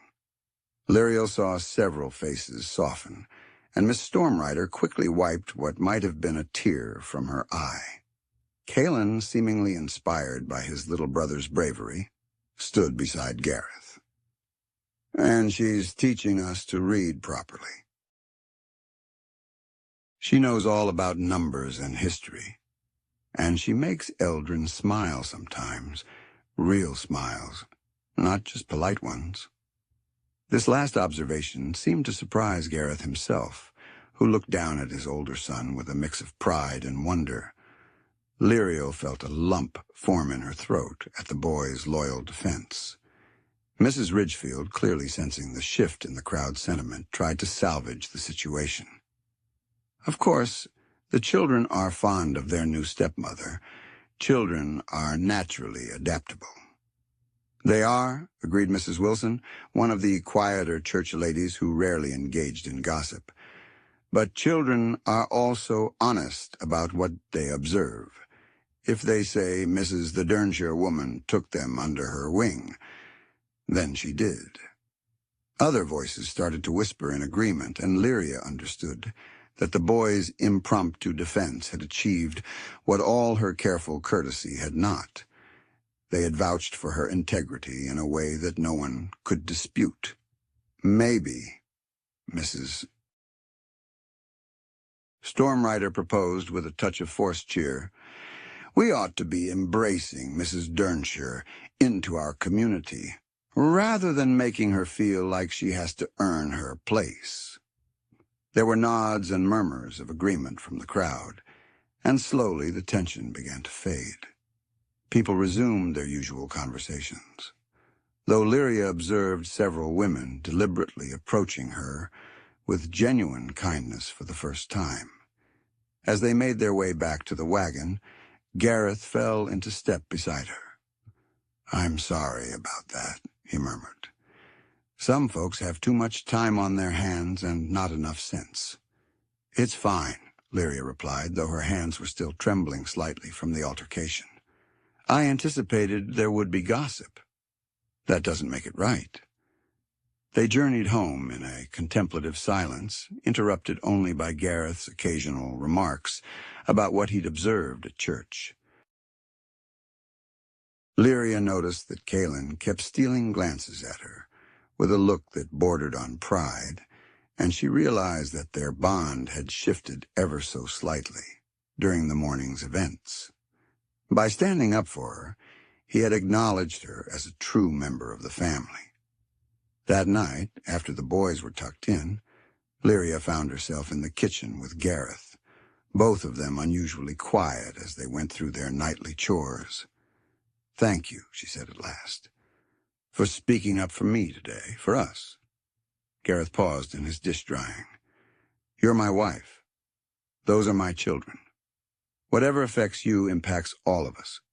It was a straightforward statement, but Lyria sensed a deeper warmth beneath it. The boys were incredibly brave today. They were honest and brave. Gareth set down the dish towel and looked at her straight on. "Do I really smile more now?" "Real smiles." Lyria felt a blush creep up her cheeks. "Sometimes when you're not paying attention," Gareth reflected. "You hadn't noticed."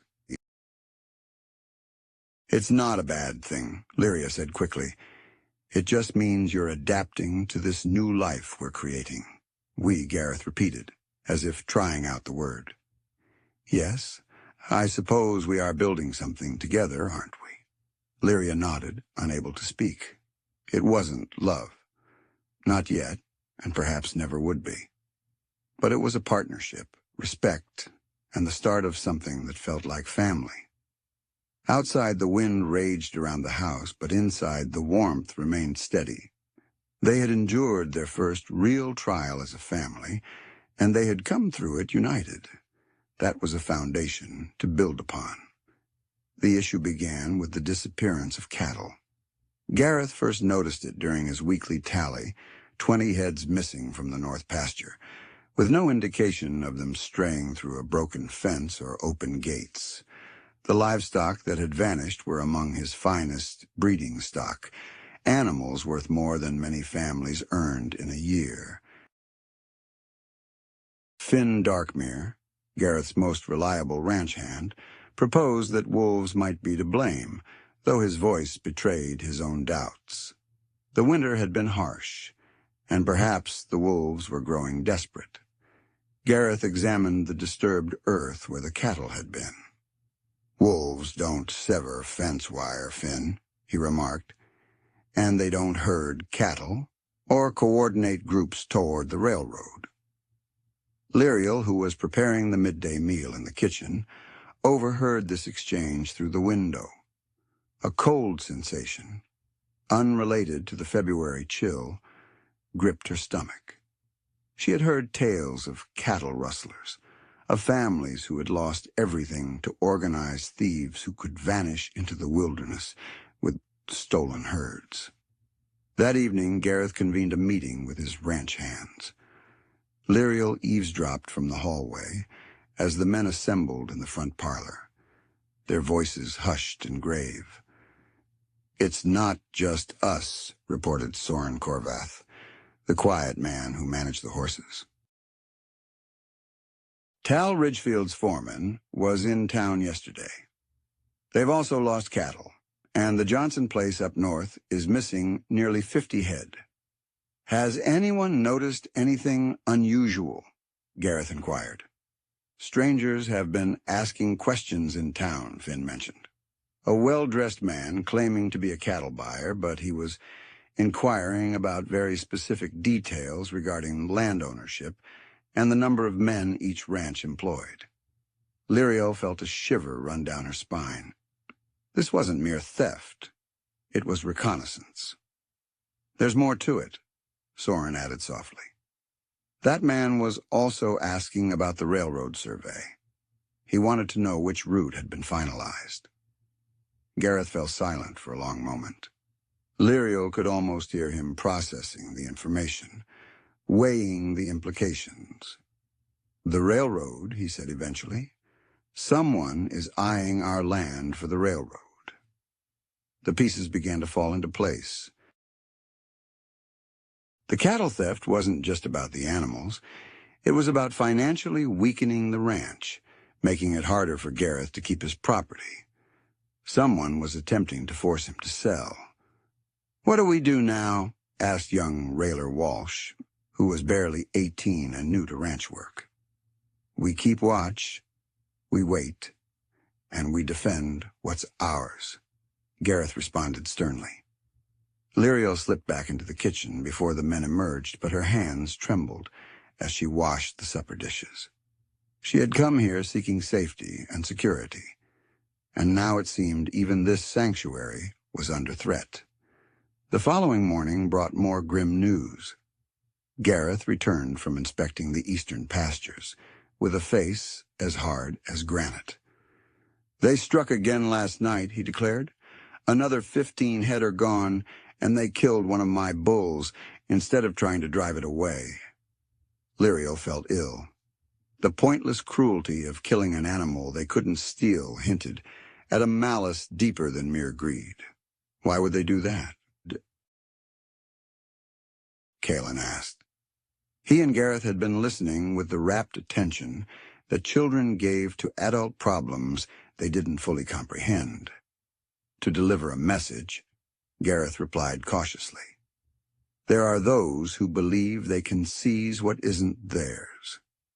But Lyria noticed the concern in his eyes, the way his jaw clenched when he thought he was unobserved. This went beyond mere cattle theft. It was a strategy of harassment. The situation worsened 3 days later. Lyria was in the kitchen, kneading dough for bread, when she heard loud voices from the yard.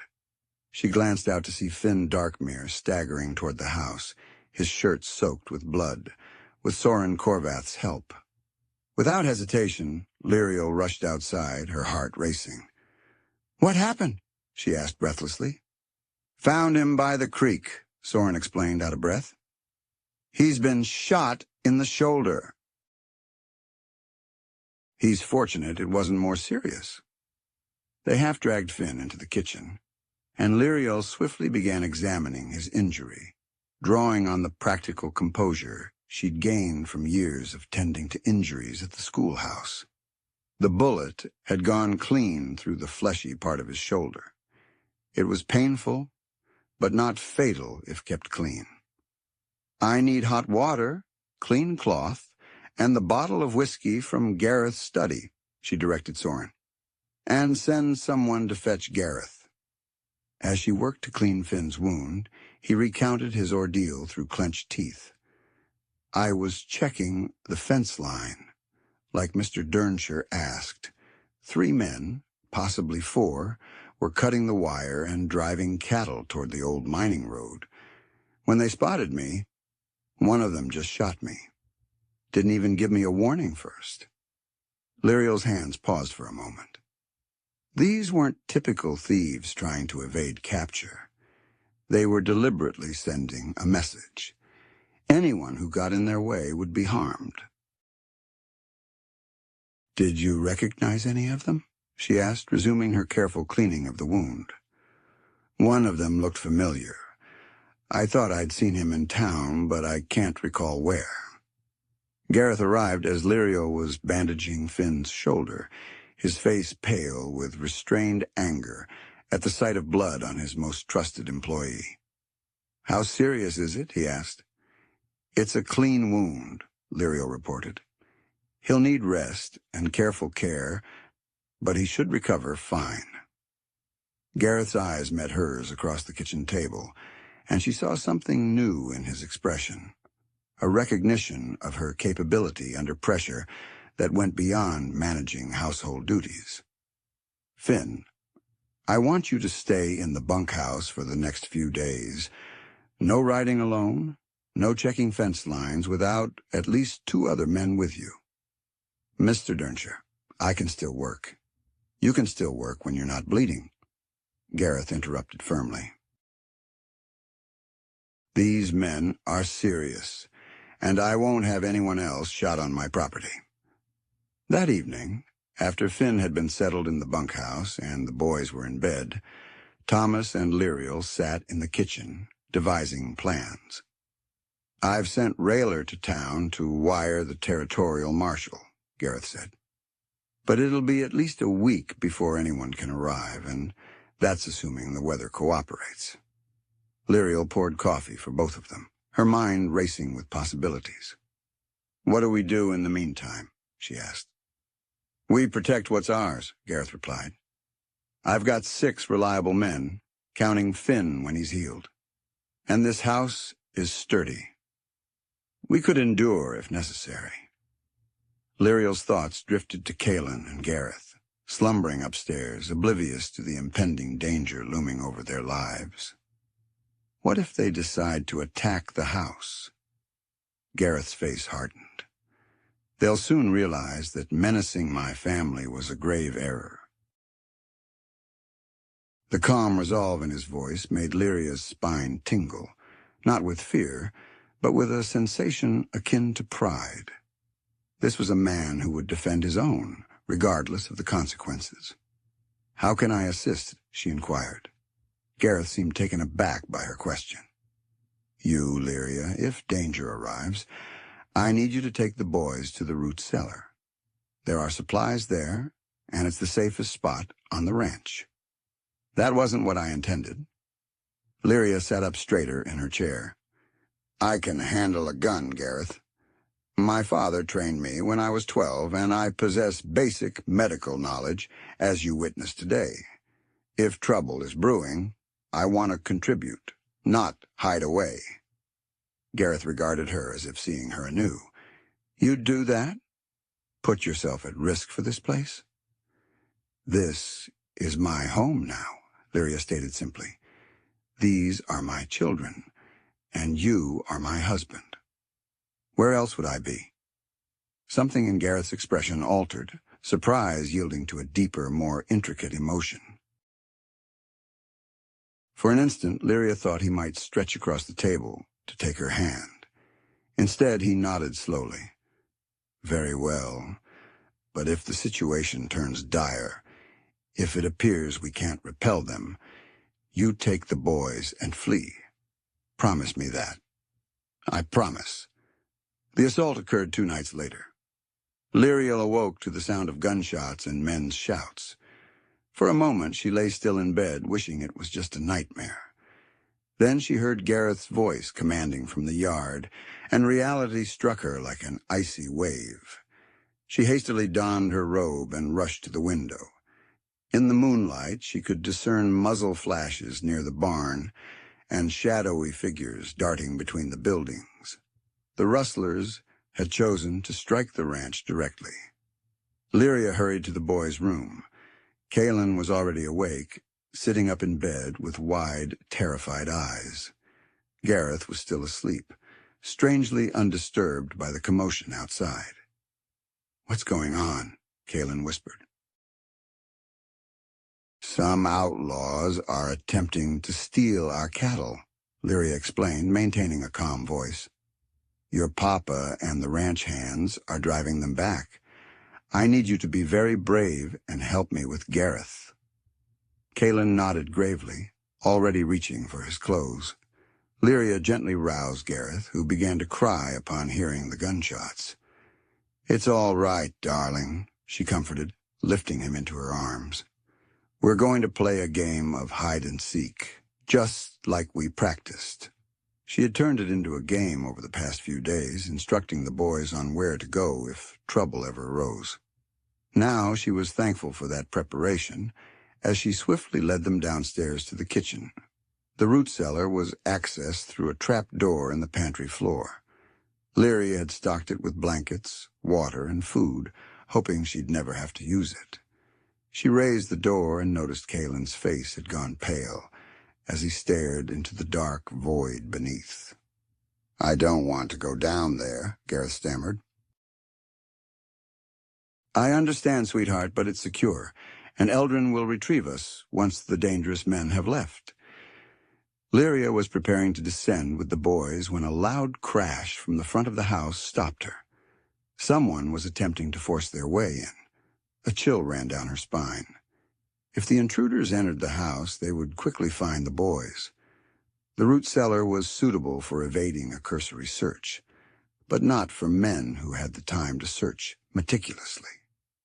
"Caelan," she whispered urgently, "take Gareth and conceal yourselves in the farthest corner. Cover yourselves with the blankets and remain silent, no matter what you hear. I'll return shortly."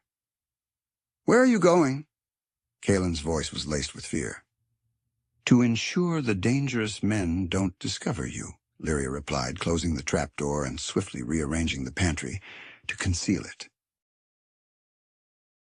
She then seized Gareth's shotgun from beside the kitchen door, a firearm she had mastered loading and firing during her initial week on the ranch. The front door shattered just as she reached the hallway. 2 armed men stormed into the house, moving with the assurance of those who believed they faced no genuine resistance. They halted abruptly when they saw Lyria standing at the end of the hall, shotgun raised and aimed directly at them. "This is private property," she declared, astonished by how calm her voice sounded. "You need to leave immediately." One of the men sneered. Well, well, look what we have here. The new bride of Gareth Durnshire attempting to play the soldier. This is your final warning," Lyria said, tightening her grip on the weapon. The men exchanged glances, and Lyria saw the calculation in their eyes.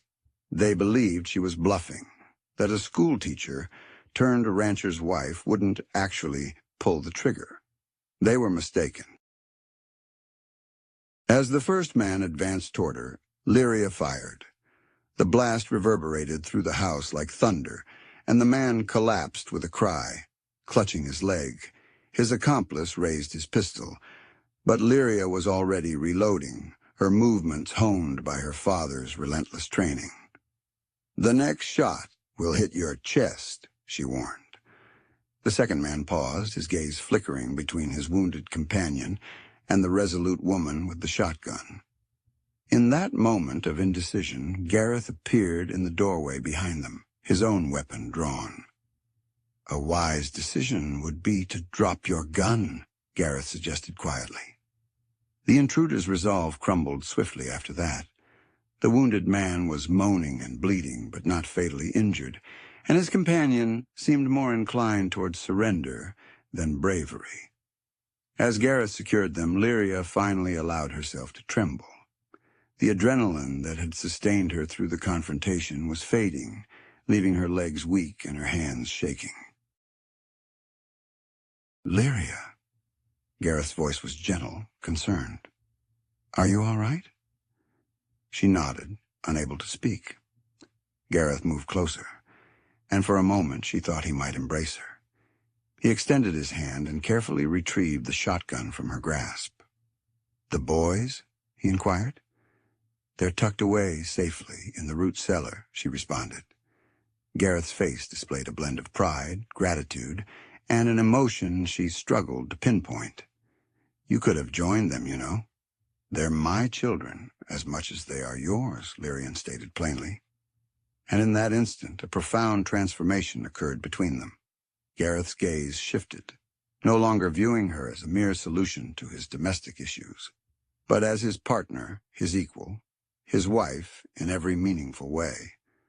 "Indeed," he murmured softly. "They are."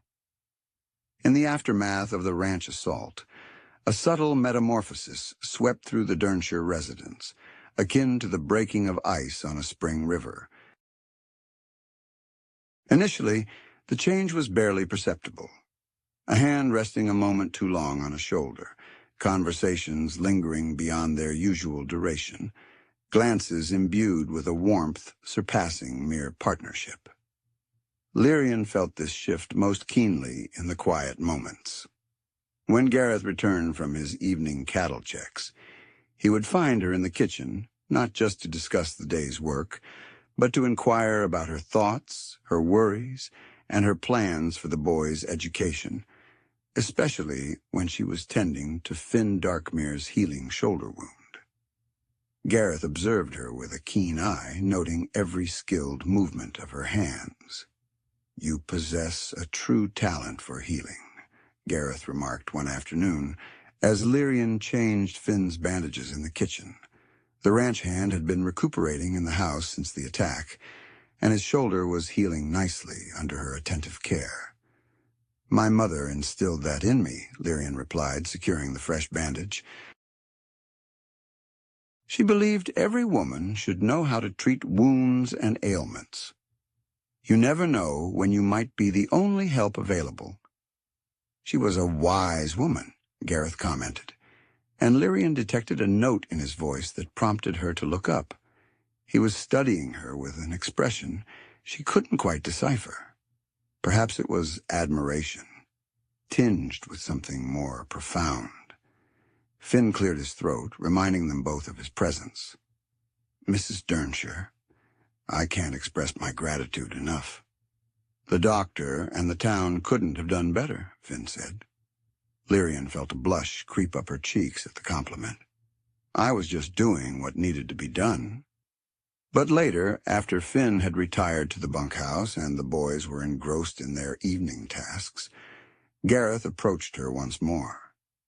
"Lyrian," he said, her name rolling off his tongue differently now, softer, more intimate. "What you did that night when those men invaded the house," she paused in her dishwashing. "I was protecting my family." "That's precisely it," Gareth said, stepping closer. "When did you start considering us your family? Truly as your own?" Lyrian pondered the question thoughtfully, as she did with all significant matters. "I'm not certain there was a specific moment.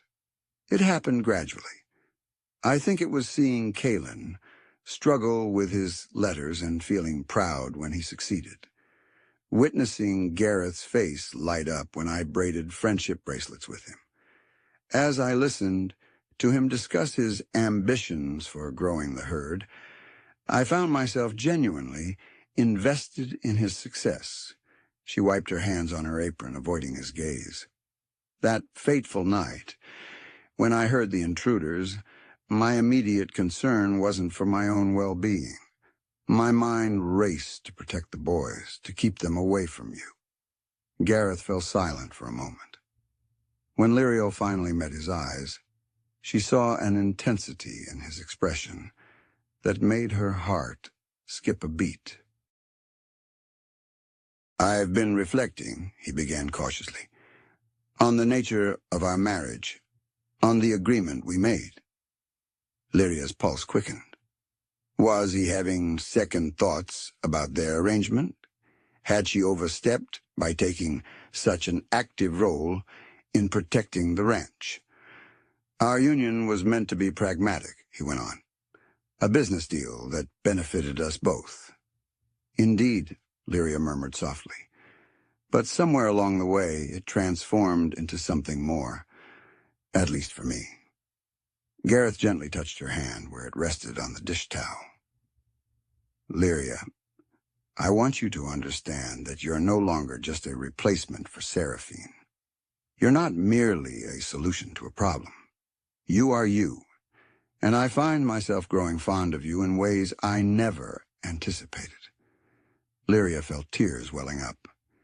"Gareth, I'm not asking for anything you're not ready to offer," he hurried to say. "I know this isn't what you bargained for, but I needed you to know that what I feel for you, it's not just duty or appreciation. It's something genuine." Before Lyria could respond, The sound of hurried footsteps echoed through the house, followed by Gareth's voice calling out to her. The moment was broken, but the warmth in Gareth's eyes remained as they turned to address whatever emergency the boys had encountered. That night, Lyria lay awake in what had once been Seraphine's room, now hers, staring at the ceiling and trying to make sense of the whirlwind of emotions Gareth's words had stirred up. She had entered this marriage expecting only security and shelter. She hadn't anticipated finding herself genuinely caring for this stern, practical man who was proving to be far more intricate than she had initially thought. Even more unsettling, she was beginning to suspect that her own feelings had deepened beyond simple gratitude and partnership. When Gareth offered those rare, genuine smiles that Kaelin had mentioned, she felt a flutter in her chest. When he acknowledged her abilities or sought her advice, she felt valued in a way she had never experienced before. And when he had stood in the kitchen, speaking of caring for her, she had yearned to step into his arms and discover what it might feel like to be truly desired, not just necessary. The revelation was both exhilarating and frightening. 3 weeks later, the territorial marshal finally arrived with 2 deputies to look into the cattle rustling. Marshal William Oakhaven was a seasoned man in his 50s who listened to their account with the calm attention of someone who had dealt with similar situations before. Gareth's nod confirmed the rumors of railroad speculation as he concluded his account of the land acquisition attempts. We've been monitoring a gang that's been active in 3 different territories. They scout out prime land, then resort to threats and theft to coerce owners into selling at a bargain. Lyria poured coffee for the lawmen in the front parlor, observing how Gareth instinctively positioned himself near her chair. Not in a possessive way, but in a protective manner. "What steps can be taken to address this?" Gareth inquired. "We have sufficient evidence to arrest the individuals you've detained," Stonewarden Oakhaven responded. "And they're cooperating, hoping for leniency. It appears there's a mastermind operating out of Denver, a man named Thornwick Nightshade, who's been securing land options for an Eastern Railroad consortium." Lyria felt Gareth stiffen beside her. "Nightshade? That name rings a bell. I thought it might. He's been making inquiries about your property in particular. Seems he believes your land is essential for the railroad route they aim to establish.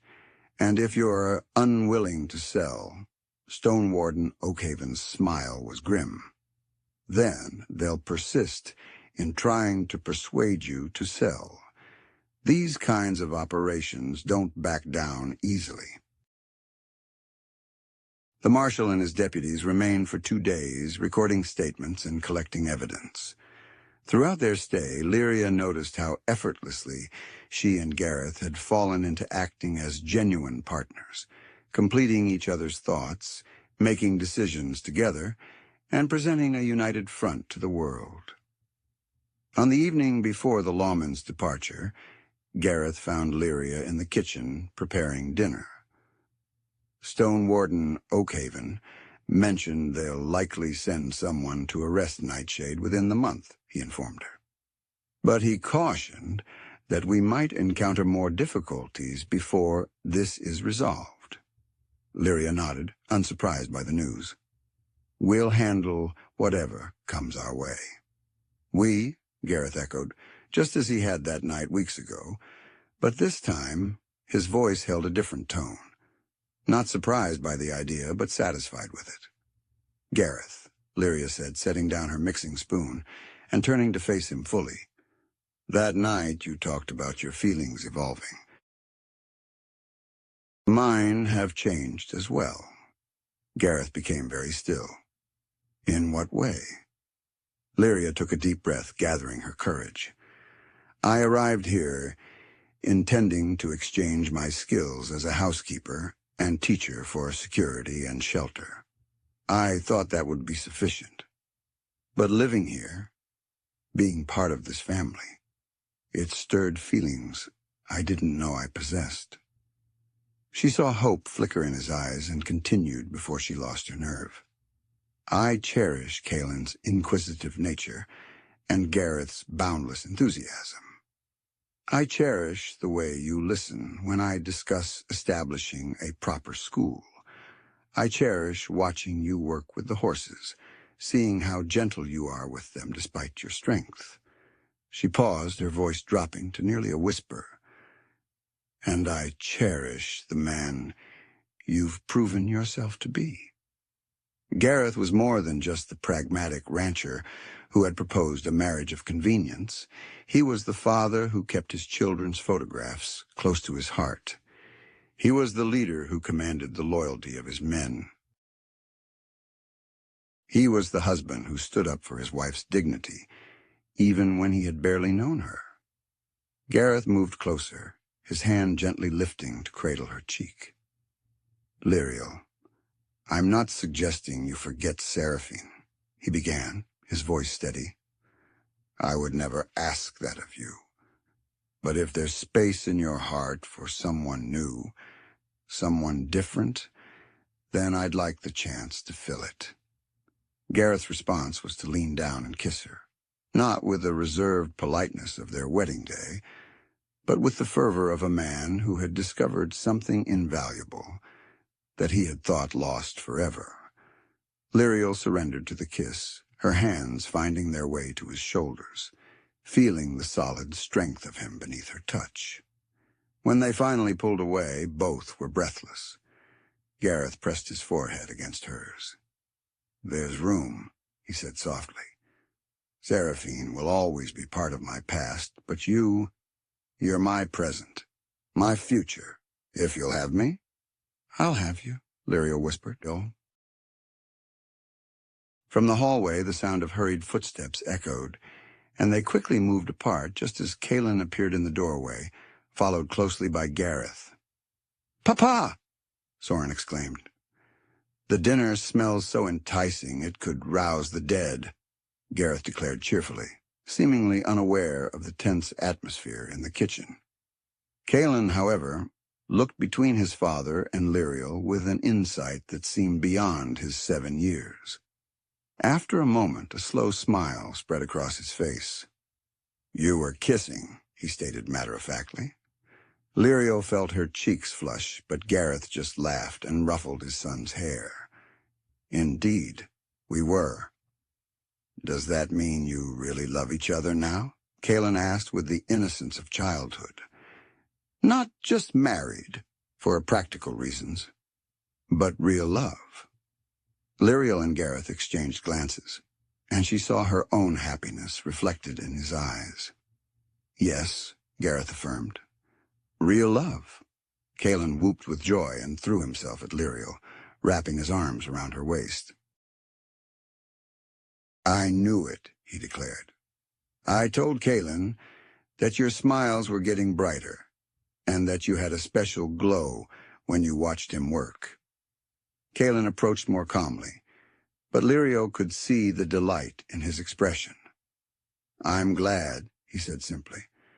Seraphine would have wanted you to be happy again. The kindness of the statement, coming from a child who had endured so much loss, brought tears to Lyria's eyes. She knelt down and embraced both boys tightly.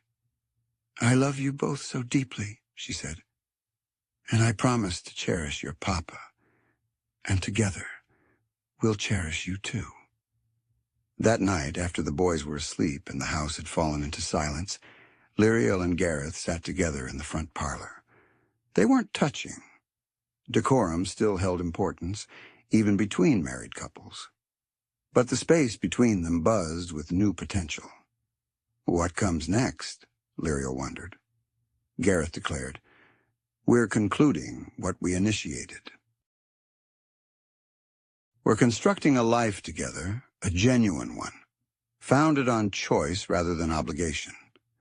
Lyria pondered the path that had led them to this juncture.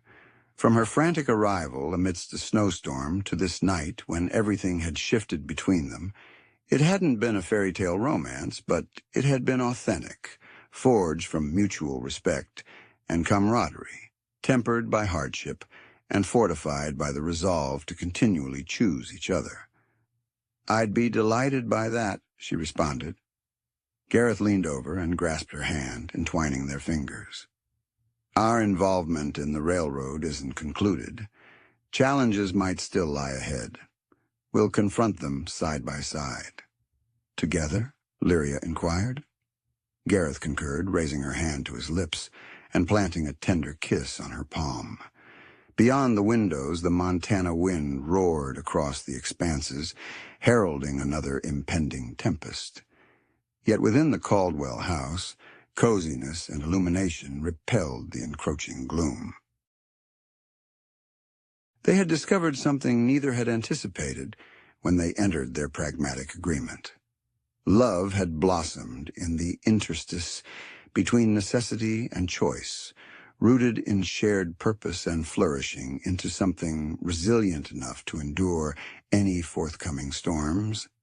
It wasn't the commencement Lyria had envisioned as a young girl, but it was a beginning nonetheless. Sometimes, she mused as she sat beside her husband in the firelight's glow, the most enchanting tales were the ones you never anticipate. That year, spring arrived early in the Montana Territory, bearing a mild warmth that instilled in Lyria a belief in fresh starts. The final remnants of snow had vanished from the meadows, unveiling verdant grass that seemed to glisten with potential. 6 months had elapsed since the apprehension of Thornwick Nightshade and his accomplices, and the Durnshire ranch had settled into a harmonious rhythm of tranquility and prosperity that felt almost too idyllic. Lyria stood by the kitchen window, observing Gareth work with a new foal in the pen, while Kaelin and Gareth perched on the fence, offering guidance and counsel that the horse disregarded with composed patience. The sight filled her with such serenity that she had to halt her bread-making to merely savor it. "Mama, the school children are here," Gareth's voice rang out from the front yard, brimming with enthusiasm. Lyria wiped her hands on her apron and hastened to welcome her pupils. The informal school she had established in the upstairs chamber had expanded from just Kaelin and Gareth to 8 children from neighboring homesteads. Their families were grateful for the chance to provide proper education without the arduous journey to town. The morning lessons unfolded with the customary blend of curious inquiries and fidgety restlessness. Lyria found herself, not for the first time, contemplating how her life had transformed from the uncertain, desperate woman who had arrived at these gates during a blizzard. That woman had been seeking mere survival. This woman, Mrs. Caldwell, had found so much more. Lyria Durnshire had stumbled upon something far more precious. When the children took their midday break for lunch, Lyria was taken aback to see Gareth heading towards the house, his face bearing an unreadable expression. He had been occupied in the northern pasture, getting ready for the upcoming spring calving season. "Lyria," he hollered, "might I have a word with you?" She trailed him to the front porch, observing how his gaze kept drifting towards the road, as if he was anticipating someone's arrival. "Is there a problem?" she inquired. Before Gareth could respond, the noise of wagon wheels caught their attention. A small procession was making its way towards them. It wasn't the usual ranch traffic, but something more official. Lyria spotted Reverend Darkmere's buggy leading the way, followed by several wagons carrying what seemed to be half the inhabitants of Bitter Creek. "Gareth Durnshire," Lyria said slowly. "What's happening?" Her husband's stern expression softened into something resembling embarrassment. "Well, you see, I've been pondering something you mentioned months ago. You had spoken about how our first wedding felt more like a business deal than a genuine celebration. Lyria's heart started to pound as the wagons neared, and she could discern familiar faces. Mrs. Stormrider with a covered basket. The Ridgefield family, despite their past reserve. Even Finn Darkmere, dressed in his Sunday best, despite his still-recovering shoulder. "Gareth," Lyria began. "I know we're already married," he interjected quickly. "In every legal and binding sense, but we thought, that perhaps it was time to do it right, with flowers and music and a celebration that reflects what we've built together." The wagons had reached the house, and Lyria could see that they were laden with food, decorations, and what appeared to be Miss Ridgefield's prized fiddle. Reverend Darkmere descended from his buggy with more enthusiasm than he'd displayed during their first ceremony. "Mrs. Durnshire," the preacher called out cheerfully, "I hope you don't mind the interruption, but your husband was quite adamant that we commemorate this day properly." Lyria looked from Gareth to the assembled crowd, her throat constricting with emotion. "This day, our 6-month anniversary," Gareth murmured. "The day our arranged marriage transformed into something genuine."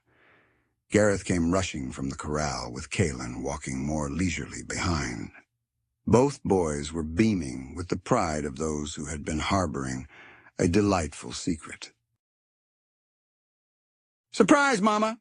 Gareth exclaimed, leaping into Lyria's arms. "Eldrin organized a real wedding for you." Kaelin approached with his usual solemnity, but his eyes sparkled with joy. "We assisted," he declared proudly. "I gathered the flowers, and Gareth helped Eldrin rehearse his speech." Lyria felt tears welling up as she surveyed the faces encircling her. People who had once regarded her with skepticism and mistrust, now here to honor the love she and Gareth had discovered together. "I'm at a loss for words," she whispered. "Give me your consent," Gareth urged, his voice thick with emotion. "Agree to be my wife once more, this time not out of necessity or convenience, but because we genuinely want to be together, because our hearts are intertwined." Lyria's response was to embrace him tightly, her laughter mingling with tears. "Yes," she whispered. "Oh, yes." The following hour was a flurry of preparations. Mrs. Stormrider and several other women hurried Lyria away to assist her, while the men arranged tables and chairs in the front yard. Someone had even collected wildflowers, early spring blossoms that Kaelin had meticulously picked from the meadow. "Now this is what I call a proper wedding," Mrs. Stormrider exclaimed as she helped Lyria into her finest dress, the same navy wool she had worn for their first ceremony, but now enhanced with a lace collar that Mrs. Ironheart had contributed. Lyria caught a glimpse of herself in the bedroom mirror and was taken aback by her reflection. The haggard, desperate woman from 6 months ago had been replaced by someone with a healthy glow and sparkling eyes. She looked like a woman who was deeply loved and knew it. When she stepped out of the house, Lyria found the front yard completely transformed. Tables were laden with an abundance of food contributed by the community. Children darted between the adults, their energy infectious, and lanterns were strung between the trees, even though it was still daytime. Gareth stood near the makeshift altar set up under the old oak tree, and Lyria's breath hitched at the sight of him. He was dressed in his best suit, the same one he had worn for their first wedding, but his demeanor was entirely different. Where he had once been stiff and formal, he was now relaxed and smiling. His eyes, once cautious and guarded, were now warm with the assurance of a man who knew he was marrying the woman he loved. As Lyria walked toward him, she was vaguely aware of the gathered crowd, of Mrs. Ridgefield's fiddle playing a sweet melody, and the children's excited whispers, but her focus was solely on Gareth, and the way he watched her approach, as if she were the most treasured thing in his world. This time, when Reverend M. Darkmere asked if she would take Gareth Durnshire as her husband, Lyria's "I will" rang out clear and strong, without a moment's hesitation or doubt. And when Gareth recited his vows, his voice resonated across the yard with the conviction of a man speaking the absolute truth. "Lyria," he began, taking her hands in his, "6 months ago I offered you a practical arrangement. Today I'm offering you my heart.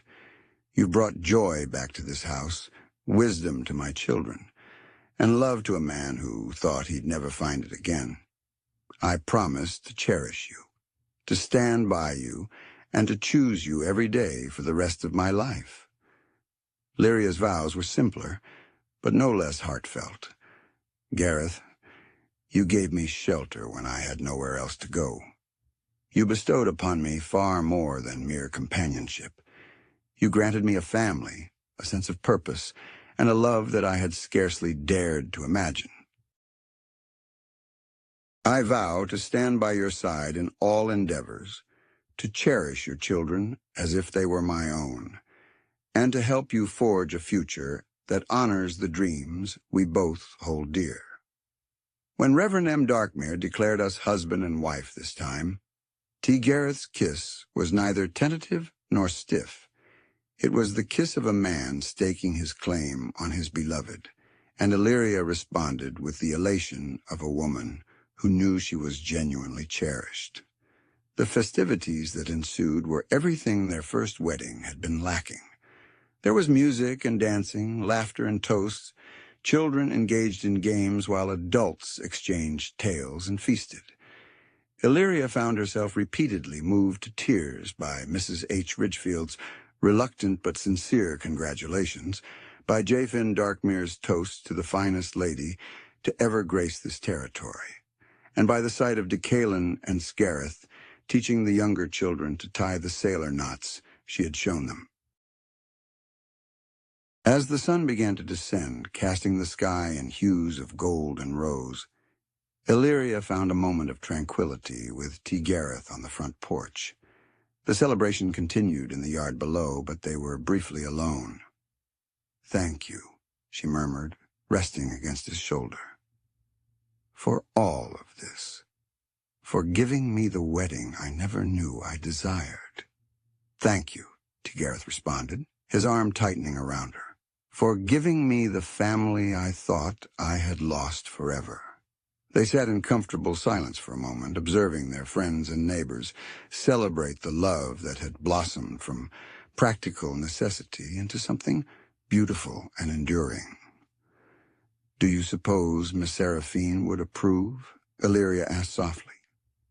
T. Gareth pondered the question thoughtfully, as he did with all significant matters.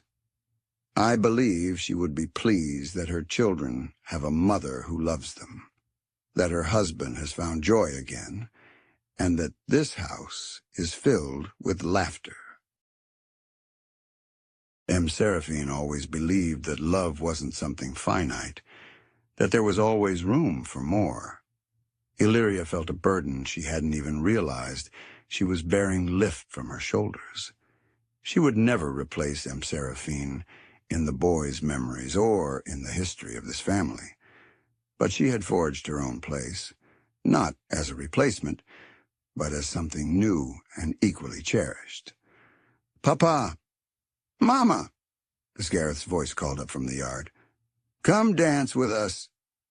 They rejoined the celebration, and Lyria found herself swept into a lively dance with T. Gareth, while the children clapped and laughed around them. She was breathless and dizzy when the music ended, but she couldn't recall ever feeling so purely joyful. As the evening drew to a close and the guests began to depart, Lyria was touched by the warmth of their goodbyes. These people had truly accepted her now, not as the desperate stranger who had married T. Gareth for security, but as Lyria Durnshire, a valued member of their community. When the final wagon had vanished down the road, and the boys had been tucked into bed, buzzing with excitement about the most incredible party they'd ever attended, Lyria and Gareth found themselves alone in their kitchen, tidying up the leftover remnants of their festive gathering. "So," Gareth remarked, carefully hanging up the dish towel with a touch of exaggerated ceremony, "how did you find your wedding day, Mrs. C. Durnshire?" Lyria's laughter filled the room, clear and unburdened. It was far superior to the first one. As for Mr. C. Durnshire, I must admit, I've grown quite fond of how that one ultimately unfolded. Gareth moved closer, his hands gently resting on her waist. "Do you harbor any regrets about the journey that led us here?"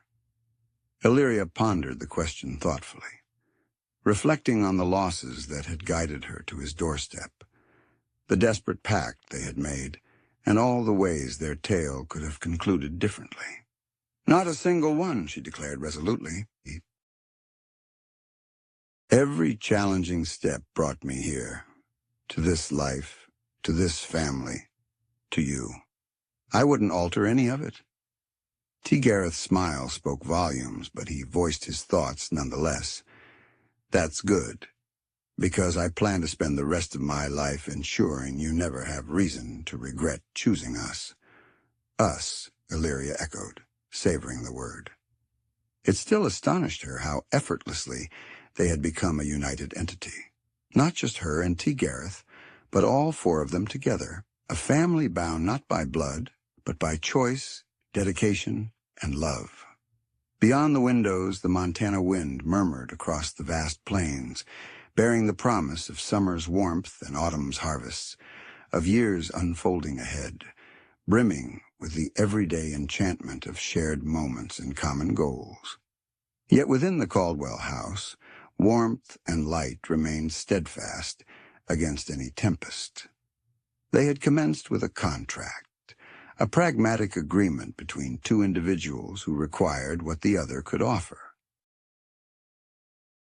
But they had constructed something infinitely more precious, a genuine family rooted in love that had blossomed gradually and steadfastly, tried by hardship and fortified by choice. It wasn't the beginning Lyria had envisioned as a young woman, but it was flawless in its own unique way. For sometimes, the most enchanting love stories weren't the ones that commenced with ardor and roses, but those that began with two people opting to remain, to toil, to hope, and discovering along the way that they had found something worth cherishing eternally in the unforgiving frontier of Montana territory, where survival often outweighed sentiment. Lyria Durnshire had come to understand that love didn't always arrive with grand gestures. Sometimes it came softly, clad in work clothes and practical vows.